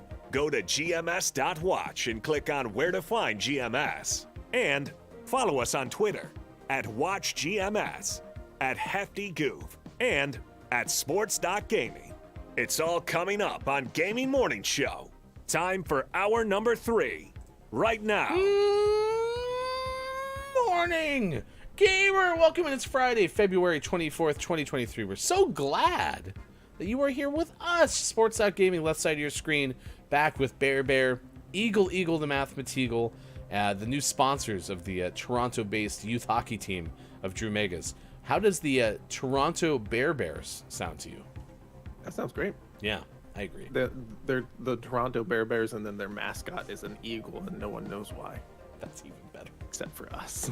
That's even better. I love it so much. And we can have, of course, our famous Bears chant, "Fly, Eagles, fly." We'll get sued. It'll be great. Great. You can also follow us on Instagram. Gaming Morning Show is our handle there. We try our best to put up the Gaming Morning Show Morning Gaming News every single show there. You can also find us in podcast form, usually around 10:30 a.m. Pacific time on all of your favorite podcast platforms. So if you ever have a chance to share that with a friend, please do that as well. Drew Mega says that's genius. Our plan is genius. I like it a lot. Yeah. All right. Perfect. We'll draw. We'll have I am JF Downs get the sketches to you, Drew Mega. I am JF Downs. Cartography now includes logo design. Thank you. Perfect. Other duties as assigned. Thank you for being here. It's been a fun show. We only had 2 shows this week. We'll be back next week as well. There could be some questionable days early in the week because we're not entirely sure how with the funeral, how we're going to be able to bring you the show, but we want to. That's something that Sean and I definitely want to do. We just have to figure out necessarily how. We gave you all the days of the day. Among those include I Hate Coriander Day, Twin Peaks Day, and National Tortilla Chip Day. You can't have tortilla chips without cilantro. What? It comes in the guacamole, which definitely are always there with chips. Where'd the cilantro come in, though? It's always in the guacamole, probably. Not a very smart sauce person, so. Fondue is a river of dip. Always on the move. #dips don't drip. Official Toronto Bears motto. So. Can we have tortilla chips without the coriander? Yes, I'll allow it. Okay. Down says, or the to the Fly Eagles Fly tune. Bear. Perfect. All right, we got some business to attend to. Thank you for being here. Hello to the final hour crew. It is great to see so many with the FHC today. Hello, FHC. I am JF Downs. Dungeon Master KJ is here, head of Culinary Arts, who I'm certain is going to be able to find a way to pair coriander with tortilla chips. Drew Mega, coach of the Toronto Bears, is here as well. Let's hear that Bear chant, shall we, Sean? Mm-hmm. The battle cry of the Bears.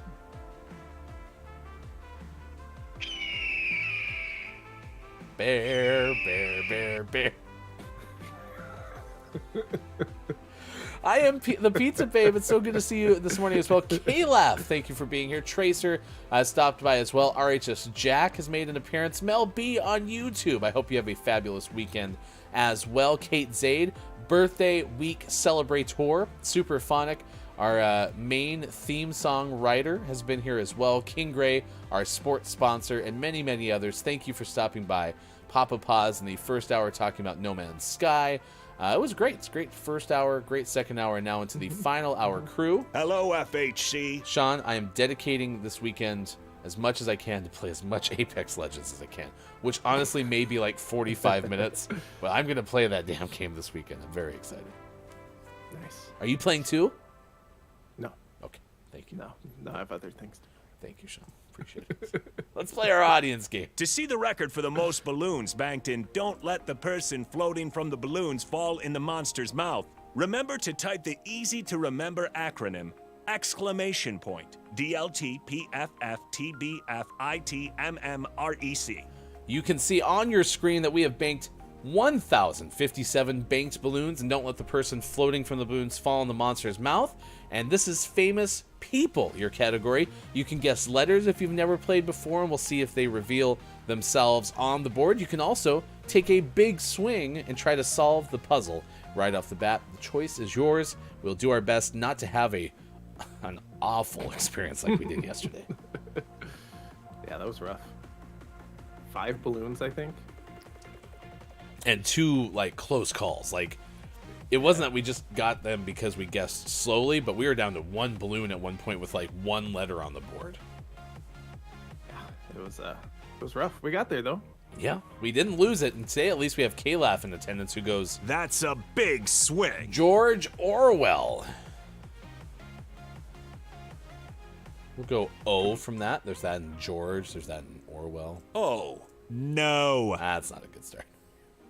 Could be Shaq. We'll try the R from KJ. R. Correct. Now, Shaquille O'Neal. probably should try that first. Shaq. Shaq O'Neal. That's what it would have to be. Space Rats. An A from Calaf. A. Cha-ching. Whoa. There's a bunch of A's. A. Sahara. No, there's no R there. Sarah. Fa fa fa. Kate said, some good A. That's a good A. An I from Tracer. I. Yes. Huh. I would have thought it was Anna Faris looking at this for a second, but you're not going to get there. An S from Kate. S. Cha-ching. Goes with Harris at the end. H. Cha-ching. Oh, Kamala Harris. There we go. That's a famous person. Nice work, Calaf. Cracked. For some reason, and this is just me, I never even thought about outside of like celebrity, like movie stars and stuff. Yep. I was right there. Should have perhaps considered the vice president of the United States. There you go. We got 6 banked balloons. Gosh, it's good not to have this game be stressful. That was so much better than yesterday. Hey, Sean. Yeah. The puzzle we have before us now. This is Halloween. This is Halloween. This is Halloween. Halloween. I'm the monster's mouth. Wienerina, is that you? Are you there, Wienerina?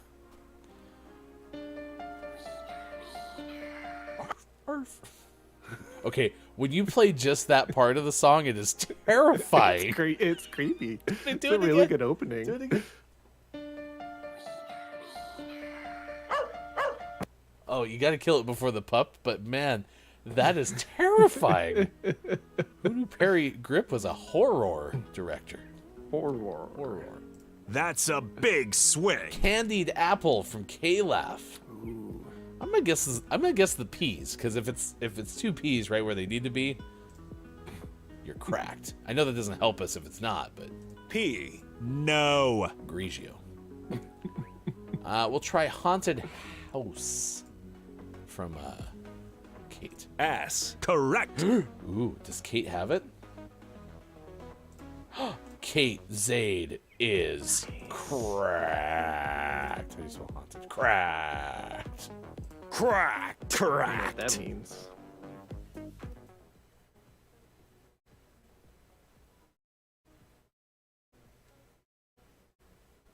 No. 1069. Oh, I didn't even notice. Yes, we did it. Good job, Kate. Nice. We needed to have Calaf give us candied apples so we could lose 1 letter so that Kate Zade's big swing could take us to 69. Nice job, Kate. Nice. Good morning and happy FHC to businesses. Hello, FHC. Good to see you. Kate got one. We have K-Laugh and Kate kind of with Kamala Harris. It was kind of a team effort there. Let's see what happens in our next puzzle, in the kitchen. The mighty kitchen. The mighty kitchen. We play Don't Let the Person Floating from the List on the Monster's Mouth.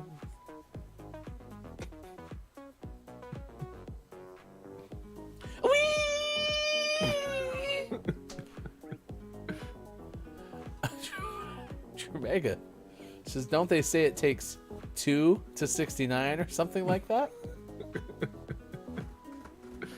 It takes 2. It's a good game. E. An E from Kate. R. An R from KJ. Oh no. Correct. Who's Ding, in the ding, ding. George Clooney.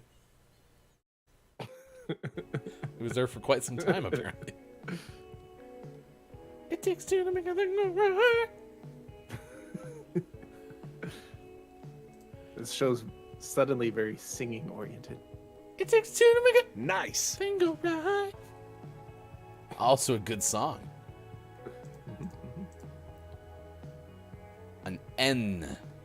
N. N. Correct. Big swing from K-Laugh. Now that's a big swing. Seriously, Nice. K-Laugh. Wow. That's pretty good. Vanilla extract. K-Laugh extracted that answer, am I right? Correct. Cracked. 7 banked balloons. Let's just keep this train a-going. We're up to history at 1076. We had 6, 6, 7. Pretty That's good. pretty good. 6, 6, 7. Beady boop, beady boop. Bob's happy about it. Cisco's, yeah, yesterday everyone forgot Sacramento existed. We sure did. And then Brendan showed up for 4 seconds, was like, Sacramento, now go about your day. A from KJ. A. Cha-ching.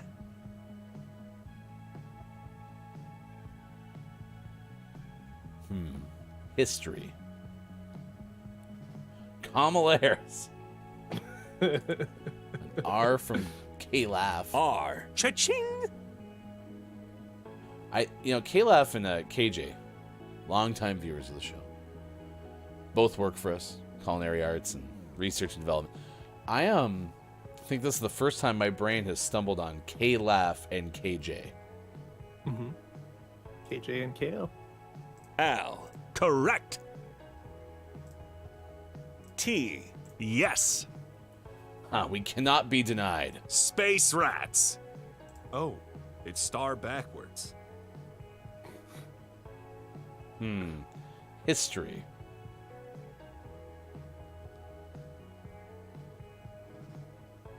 I like an E or an O. Speaking of in the kitchen, EVOO. S. Ding, ding, ding.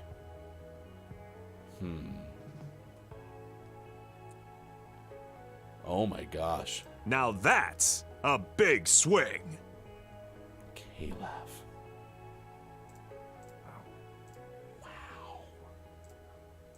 There are no words. Wow. Well, actually, there were words. You guessed Chernobyl and disaster. But...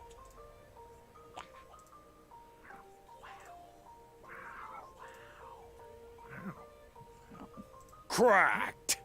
Cracked. This is nuts. 7 more banked balloons. We have time for 1 more. We've had 6, 6, 7, 7, which if you do quick math on that...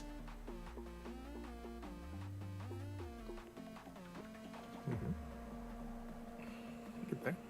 Eagle, the mathematical, help me out. It's 26. 26, thank you. Cracked. It's more than 5. Which I think is what we got yesterday. We didn't even get... Did we have 5? Yeah, we got 5. KJ says, what a difference having K-Laugh versus not.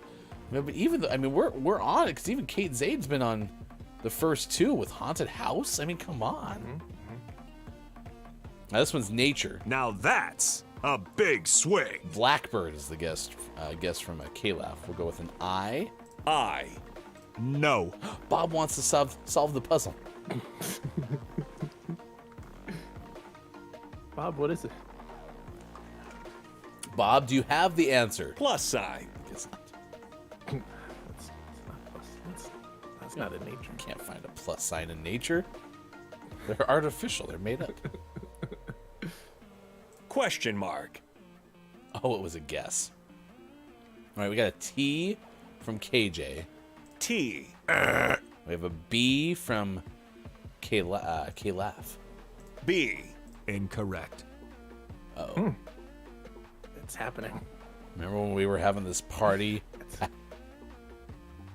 Why didn't we stop? Patting ourselves on the back. Good job, you. You? I did guess you. An E from KJ. E. Correct. Okay. And we're back. Nothing to worry about.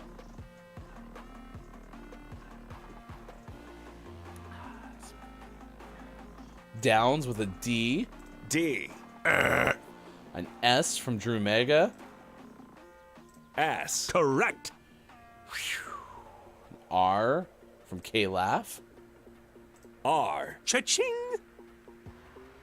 It's sewer in nature.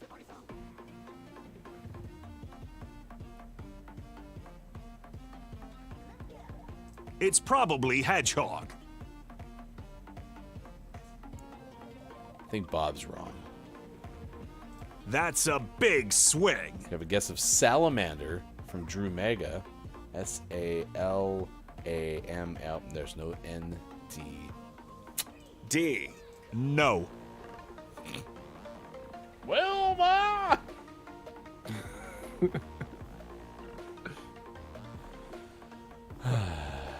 Any other guesses? O from K-Laugh. Oh, yes. Oh, yes.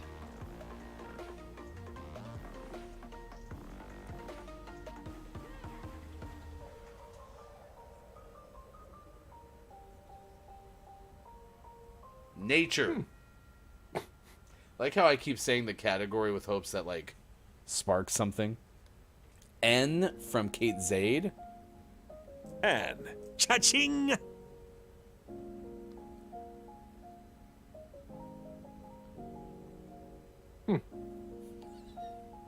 That's not where. Now that's a big swing. Nice. Kate Zade is Cracked. Cracked. wow, with a Kate and a K-Laugh. It didn't really make it out of sight. 3 more balloons. 1,086 banked balloons. A 27 balloon day. Wow. W. O. W. Exclamation point. Bob's impressed. Bob's impressed. All right, there you go. We'll play that again on Monday. Maybe. We'll have to see what happens. Possibility. Good job, KJ, K-Laugh, Kate Zade. Yeah. Sis says the K-team in full force today. Nice. Proud of you all. Thank you for being so good at this. Because I was lost. I had no chance. It's a good day. You are one of life's winners. All right, it is now 8:21 West Coast time, 11:21 out east. It is 4:21 for those watching GMS in the UK. Happy FHC to Groggy or Die. Hello, FHC. It is good to see you. Ooh, I love seeds. Sunflower seeds are good. Big I fan. like sunflower seeds. Our topic of the day, National Trading Card Day. So if you haven't already answered that, or if you're playing bingo and you want to answer again to get that off of your card for the final hour crew, please do so. Sean and I have some work to do in Rocket League. Now, Sean, the easiest one for me to get would be to play 3 games of 2v2 hoops and extra modes playlist. Sean, would you like to do that? Fine. All I don't really want to play hoops. I don't like it that much. We could play, though, just extra modes, because I have played 2 matches in extra modes. Yeah. Yeah, that one's good. So we'll play some Rocky Hockey. Any other goals you need to take care of? I need a bunch of saves, a bunch of goals. I just need to play the game, basically. It's easy enough. By the way, you're looking at my Rocket Pass here, chat. I just went through and probably claimed maybe 10 things. Nice. So it looks all nice and buttoned up for y'all. So, all right. I need a goal and a win, so that's what I'm going to focus on. All right? We can do that. All right. Let's play some Rocky Hockey. See if we can win one of these. Groggy says, thank you for being so bad at it and giving us the opportunity to play. You're welcome. Weird to be in Central Time. We pulled a Charizard last night. Big time in Nashville. Is that playing the Pokemon trading card game on National Trading Card Day? Wait, we got 29 balloons today? Yeah. We had 26, and then we got 3 more. 6 plus 6 is 12. Plus 7 to 7 is 14, Sean. So that's 26. Okay. Yeah. And then we got 3 more, which is clearly 27. Gotcha. You're right. Well, I wasn't mean. Equally. Yeah, that's true. Oh, I forgot how Eagle the mathematical sounds when he's mad that I got math wrong. Do you hear that tone? Jeez. Brutal out here. Brutal.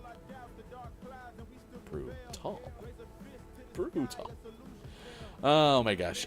Excited for the weekend though. Sean does have a lot that you're doing. I heard rumors that I'm coming over tonight.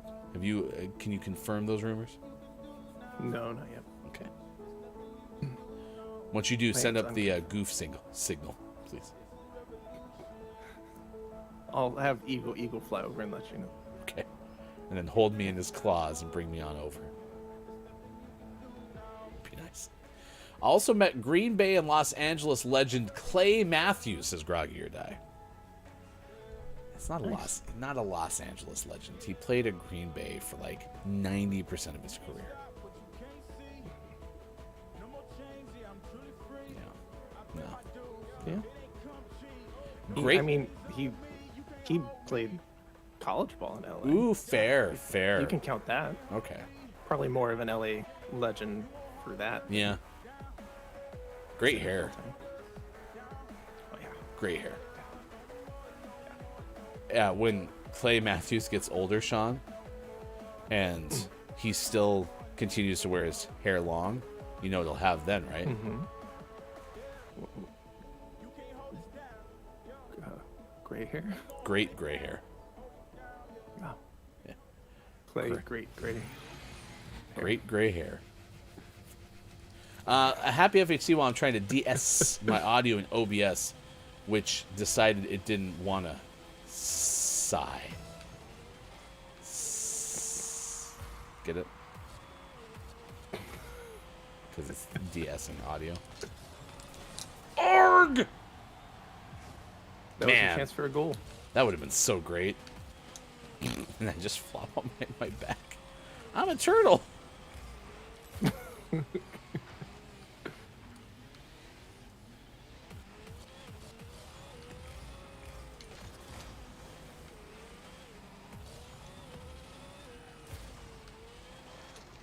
This looks like how I was driving yesterday on the ice and snow of Portland, Oregon.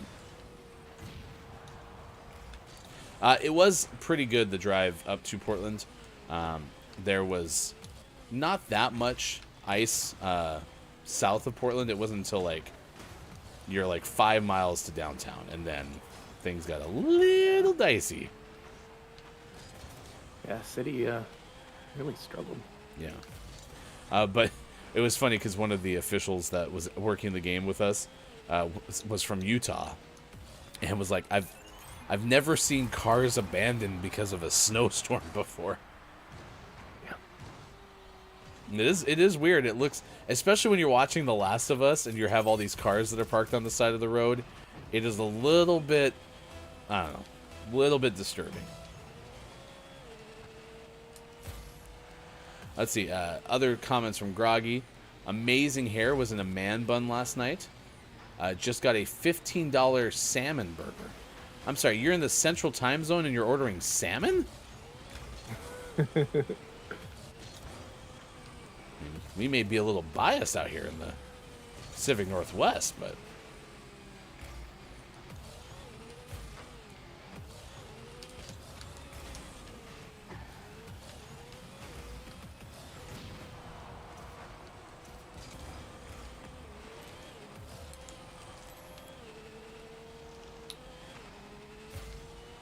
Jack says, hefty, sibilance,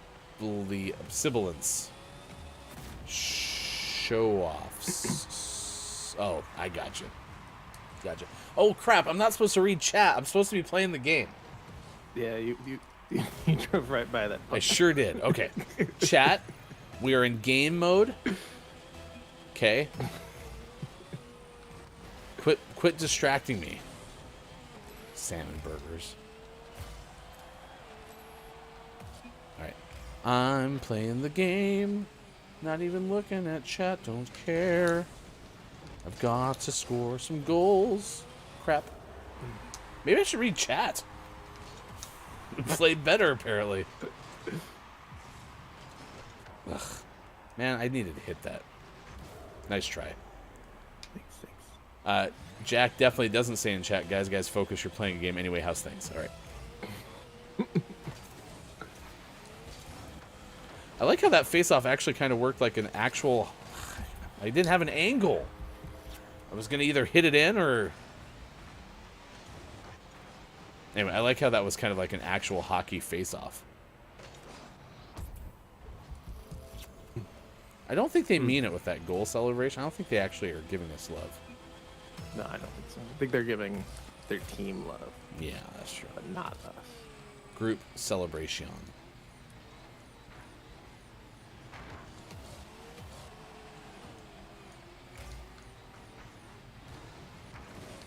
No, I didn't expect that to pop over. Nice job. Nice. Very nice. Mm-hmm. Oh no! That was unfortunate. We happened to connect on the same time, and as a result, like we negated each other's progress. Break away! I want to break free. I want to break free. You're right. I have become very musical in later stages of this game. Oh man! I didn't knock that away from me. I think we just got saved. And they said Hefty couldn't score. No, read chat. Score less than 100 points. I need it for the bingo card. Not a chance. I'm full-blown gamer now. Oh, they want you for MVP. Oh, I guess I should start getting points. I did not mean to blow them up. I meant to hit the puck.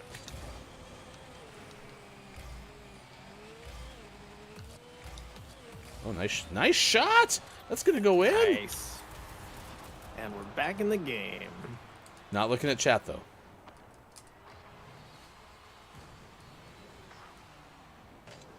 Pay no attention to chat. So how's Bear? He's good, hanging out with Eagle. Crocky says your alter ego in Rocket League is Cian.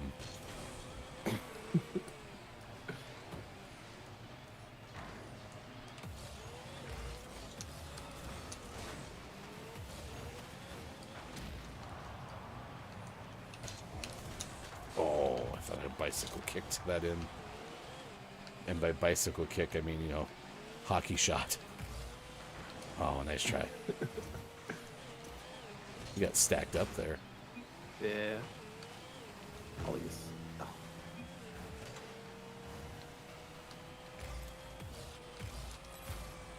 54 seconds, tied at 3. Who will win? Orange or blue?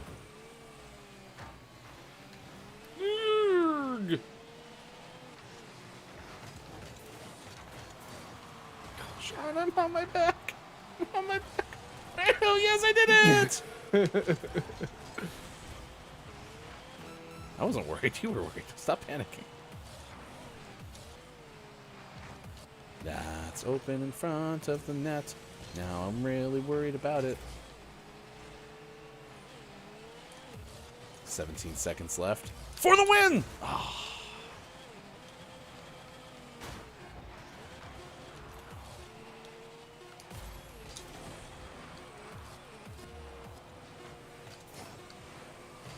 Boost. And I'm dead. Oh, I took off too early. All right, I got it.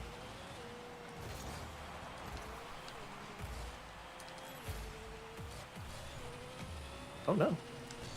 Yes! I left the party, but I'm clearly here still.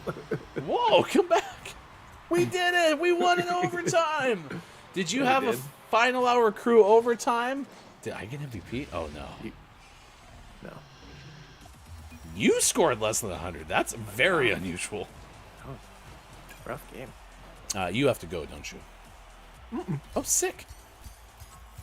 I knew that. All right, we got time for one more. This will clear. Oh, so I had a goal, and I got a win, so I get that one done. And Nice. we're going to get to play a second game in Extra Modes playlist. We've achieved. Yeah, pretty good today. And I wasn't worried. Ugh. I got 2 first touches in that game. My water tastes like coriander. I'm just kidding. Tastes like soap, though. My coffee tastes like coffee. The hefty wife washed my cup whilst I was gone. Mm-hmm. And I think sometimes there's extra soap residue in, like, the straw. Soap Residue in the Straw was my band's name in high school. Groggy says, less than 100 points. You don't get anything for that. Nope. Listen, not everyone can be Hefty Goof. Am I right? Oh, I'm not in a game with you. What happened? Oh, my connection got Oh, gotcha. lost. The match has concluded. I repeat, the match has concluded. Yes, I want to leave my current party. I can't even make a part. Oh, cancel search. That's why. Okay. So are you back in the main menu? Yeah. Okay. I'm worried that we're not going to get into a game in time now. We're going to try. If we have to, we are willing to give you the Gaming Morning Show Morning Gaming Renews whilst playing a game. We aren't afraid to do that. Nope, I'll do it. Look at him. He's willing. Mm-hmm. Maybe we can get it all ready. I'm banned Just in case from matchmaking for 5 minutes. Fine, we'll just play regular. No, I'm banned even there too. Here, I'll make you party leader, but I bet that's not going to work.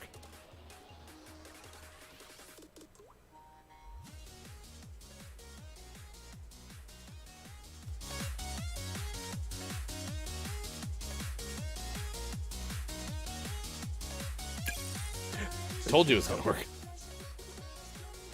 Did you get extra modes? No, I'm banned from matchmaking for 4 minutes.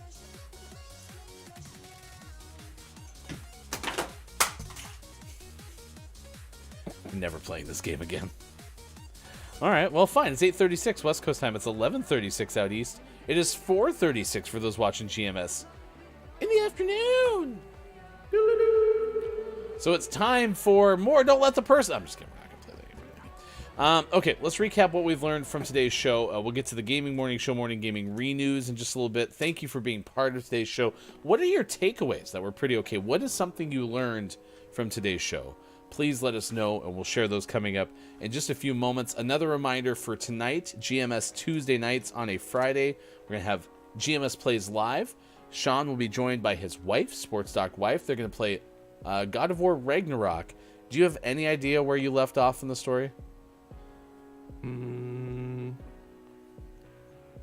No. So there was this axe, right?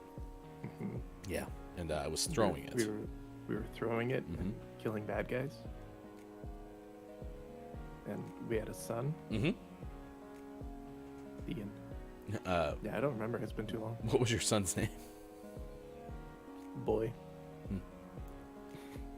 Oh boy.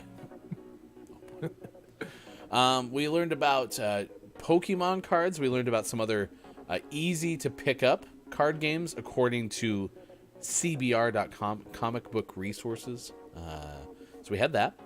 We talked a little bit about Magic the Gathering and my short-lived Magic the Gathering days. We talked about fish fries, so if you want to have fish today, you can, because it's Friday, Fish Friday. Do they have... It's specifically Friday Fish Fry Day. So is it like the last Friday of February? That'd probably be it. Yeah, I would imagine that. Yeah, it's National Friday Fish Friday on a Tuesday. It's just that doesn't. Could you imagine having something on one day on a different day? Man, although if it was our day of the day, we would just keep it. We would call it Friday Fish Friday, but it would just be on the 24th every year. It's a National Skip the Straw Day. I skipped the straw. Me too. Nice. Twin Peaks. I've never seen an episode of Twin Peaks ever. No. I think I've seen part of an episode because I walked in and someone else was watching it, but yeah, heard it's good. I'm only interested in Single Peak. It's a different game. I like Triple Peaks. Hello, FHC. Keith Anthony is here. It's good to see you. We're just recapping the show. We told you about a bear that escaped the St. Louis Zoo a couple of times this month. The name of the bear is Ben, who's a 4-year-old, and apparently just doesn't like being in the enclosure. This is kind of like when you have a kid, and you put the kid in the crib, and the kid never wants to stay in the crib. Yeah. Right. Just a bigger crib. Yeah. Also, a Mississippi Lego club made some back legs for a turtle that was hit by a car. I was thinking this was a pet. I don't think it was a pet turtle, because I don't imagine the pet turtle was out wandering around. I bet this was a wild turtle.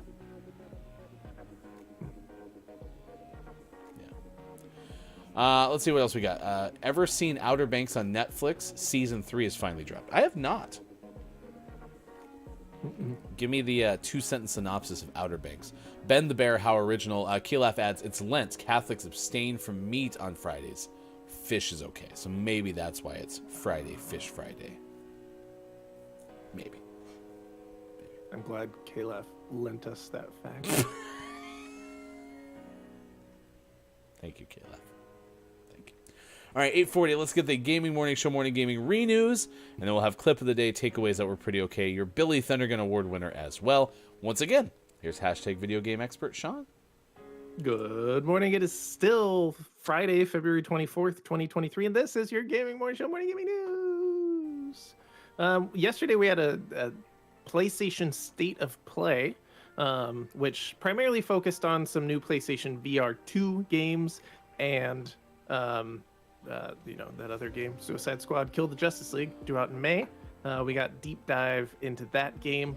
But we also got some other announcements, including a release date for Goodbye Volcano High, which is a long-awaited game for the PlayStation. That's going to be coming out June 15th. We also learned that Chia, which is a pretty colorful and cute-looking island exploration game, is coming out on March 21st and is going to be free for PlayStation Plus Extra and Premium. So if you have one of the higher tiers of PlayStation Plus, you'll be able to play that for free on day one. So good stuff there. There's a lot of trailers that were involved, including updated trailers for some games that we already knew about. You can see that in the link that we provided. Mortal Kombat 12 is apparently coming out sometime this year, as announced through an earnings call, as is ideal for releasing new news on a brand new video game. It was just kind of a side comment made by the Vice President of Global Investor Strategy. He says, there's a lot more to come, including the highly anticipated Mortal Kombat 12 and Suicide Squad Kill the Justice League. All right, well, now we know Mortal Kombat 12 is coming. I don't think that's the way the developers would have liked to make that announcement, but the news is out there. And then our last piece of news this morning was about No Man's Sky and its Fractal update, which is update 4.1, is going to add support to the PlayStation VR 2. The exact details as to what is going to be available in the VR 2 world for the game is highlighted very thoroughly in the story that we provided. You can take a look there. But if you're playing No Man's Sky and picked up a VR2 this week, have at it. That sounds fun. Out today, we had some highlights such as Kerbal Space Program 2 and Kirby's Return to Dreamland Deluxe. The first is out on PlayStation 4, Xbox One, and PC. The second out on Switch. But our most prestigious award of Name of the Morning this morning went to Loot Box Life Plus, out on the PlayStations, the Xboxes, and the Switch. Life with a Y. Yeah, Life. Lyfe plus. So there you go. That is our GMS Name of the Morning. Could become Name of the Month. And if you're a Patreon subscriber, thank you so much for those who are. You can become one too by going to patreon.com/gamingmorningshow and subscribing for $12 a month to get access to our GMS emotes and more. Find out more at patreon.com/gamingmorningshow. And if you are a Patreon subscriber and you would like to talk after the show, we'll be doing the GMS show after the show coming up starting around 9:05 a.m. Pacific time on Patreon. So go to your Patreon page and check that out, patreon.com/gamingmorningshow. Billy Thundergun Teammate of the Match Award. A lot of good performances today in chat. Recently, I have some that are in my head, trying to think of some from earlier in the show. Before I go, do you have any nominees to put forth? I mean, the team of K's could collectively get it. K-Laugh, KJ, and Kate with their performance earlier this hour. Yeah. That's what I was thinking, especially Kate Zade came through with a couple unexpectedly while K-Laugh and KJ guided us there. K-Laugh also got a couple of those right, which is refreshing, again, considering where we were yesterday in the darkest hours of Don't Let the Person Floating from the Balloons Fall in the Monster's Mouth. I'm okay with that. Team K was pretty okay.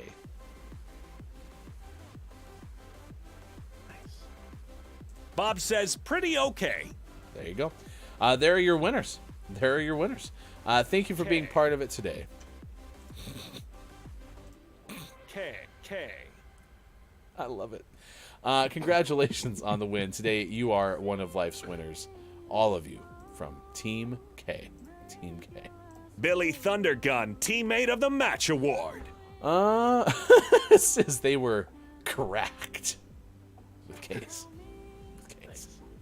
Let's see. Outer Banks is a story based on a group who is finishing a treasure hunt, and one of the teenagers' father started, who was lost out at sea, whom was a fisherman. There you go. Yeah. Outer Wild Banks.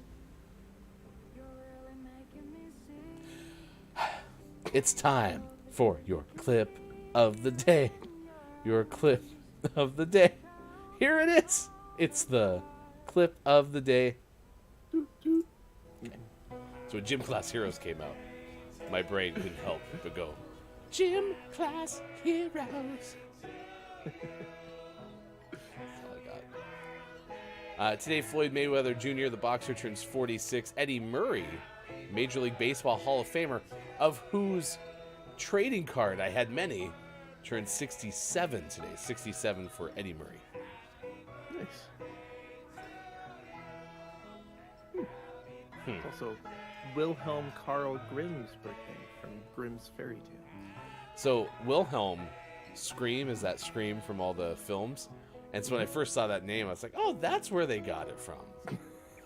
That's not true. Unless in any Grimm's Fairy Tale, was there ever like a sidebar where the character fell off a cliff or something like that and then went, Wah! No, I don't think so. Okay. Not the origin that I thought it was, hoping that the Wilhelm scream came from that mighty fine plain individual, but guess not. It's too bad. It's a shame. It's a shame. All right, what are your takeaways that were pretty okay? What is something you learned from today's show? And then we are going to send you over to Avery Jean Lo-Fi Minecraft streaming today as a recommended or suggested channel off somebody that we follow on the GMS profile. 22 years old, currently blessed to be streaming full time. Started up Twitch in September 2020, mainly playing Valorant. I'm looking to continue growing an amazing, welcoming community and sharing my journey with you all. If you'd be so kind as to say good morning from GMS Sports.Gaming. What is your takeaway? That was pretty okay. What is my takeaway? It's pretty okay. There's lots of trading card games. Most of that list is stuff that I hadn't heard of. And I'm excited for you to try Marvel Snap and explain all the elaborate backstories of all the Marvel characters. As only Hefty Goof could. Literally. My takeaway that's pretty okay is your Toronto Bears. Featuring their mascot, Eagle the Mathematician. And of course, their well-known battle cry. And their theme song. Bear, bear, bear, bear. So good. So good. If you would also be so kind to check out IMJF Downs coming up later today, usually streaming around 12 p.m. Pacific time, that would be amazing. We would appreciate that very much. Often Fortnite on Fridays. Jack did have a takeaway that was pretty okay. I learned that Sean has a secret Irish brother named Cian Sean O'Shawn. It's a thing. Don't worry about it. Ask Groggy or Ty and True Mick. Yes. Yes. Ask me anything, I will give you an answer. It may not be the right answer, but it will be given, says Groggy or Diet, and says my takeaway is that Central Time is weird. Kyle and I make a good team, said Kate Zay. Congratulations, team Cracked. I like that name, so we're going to go with that one. Anything else? No, I think that's pretty good. We will be here again tonight at 8 p.m. Pacific time for a fun evening of GMS Plays Live. We're going to have the opportunity to share God of War Ragnarok with you with Sports.Gaming. I was going to say it his wife, which made me think of Gilligan's Island. Sports.Gaming and his wife. Should we just wrap it up? Probably. I think Let's it's come back probably next time. week. Okay, we'll see you. We'll see you on Monday. Thank you for being part of it, for us and for Sean, for everyone who made it possible. I am Hefty Goof. Best moments, and then we send you via the raid to Avery Jean. This has been Gaming Morning Show on Facebook Gaming, Twitch, YouTube, Gaming Morning Show. Oh, Hefty wife was on board, so gonna hang out with you then. So should be fun. Coming up this hour, we're going to tell you a story of a bear that escapes a St. Louis zoo. You might be saying, man, that seems like I've heard that story before. You have, because this is the second time it's happened this month. Jeez. Someone really should have relocked the door. Would have made more sense. We'll also tell you next hour about a Mississippi Lego club that outfits an injured turtle with new wheels. So those are the stories that we have on tap for you on this Friday. Thank you for being here. It's National Tortilla Chip Day, DiscoverE Girl Day, capital E on the end of that instead of a Y. Friday Fish Fry Day. I hate Coriander Day. Back to Coriander. Whatever happened to positivity? Milkman the Paperboy. Evening TV. Like model cars that you'd put together. And those were fun until they got too complicated. For me, the glue, like this, like level 2 car, I like the ones you could like snap together. Because the glue was so messy. I was so bad with glue.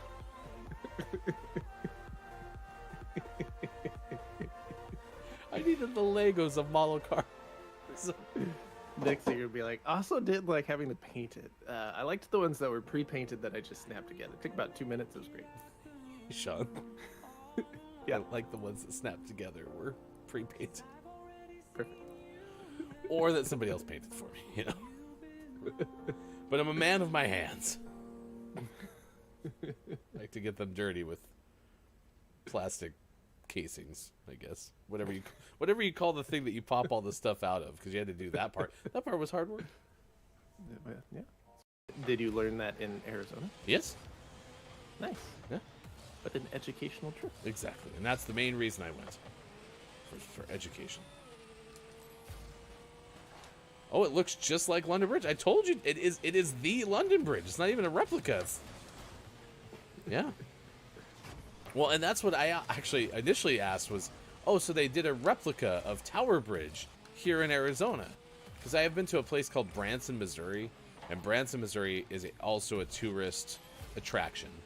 But it has a whole bunch of, like, random things. Like, it has like a half a Titanic in it. Top half or bottom half? It's the front half. Top half or bottom half? It's the Winnie the Pooh of cruise ships. Mascot is an eagle, and no one knows why. That's even better. Except for us. That's even better. I love it so much. And we can have, of course, our famous Bear Bears chant, "Fly, Eagles, fly." We'll get sued. It'll be great. Great. You can also follow us on Instagram. Gaming Morning Show is our handle there. We try our best to put up the Gaming Morning Show Morning Gaming News every single show there. You can also find us in podcast form, usually around 10:30 a.m. Pacific time on all of your favorite podcast platforms. So if you ever have a chance to share that with a friend, please do that as well. Drew Mega says that's genius. Our plan is genius. I like it a lot. Yeah. All right. Perfect. We'll We'll have I am JF Downs get the sketches to you, Drew Mega. I am JF Downs cartography now includes logo design. Thank you. Perfect. Other duties as assigned. Wow. We gave you all the days of the day. Among those include I Hate Coriander Day, Twin Peaks Day, and National Tortilla Chip Day. You can't have tortilla chips without cilantro. What? It comes in the guacamole, which definitely are always there with chips. Where'd the cilantro come in, though? It's always in the guacamole, probably.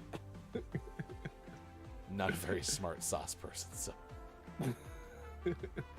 Fondue is a river of dip. Always on the move. Hashtag dips don't drip. Official Toronto Bears motto. So, Can we have tortilla chips without the coriander? yes, I'll allow it. Okay. Down says, or the to the Fly Eagles Fly tune. Bear, bear, bear, bear.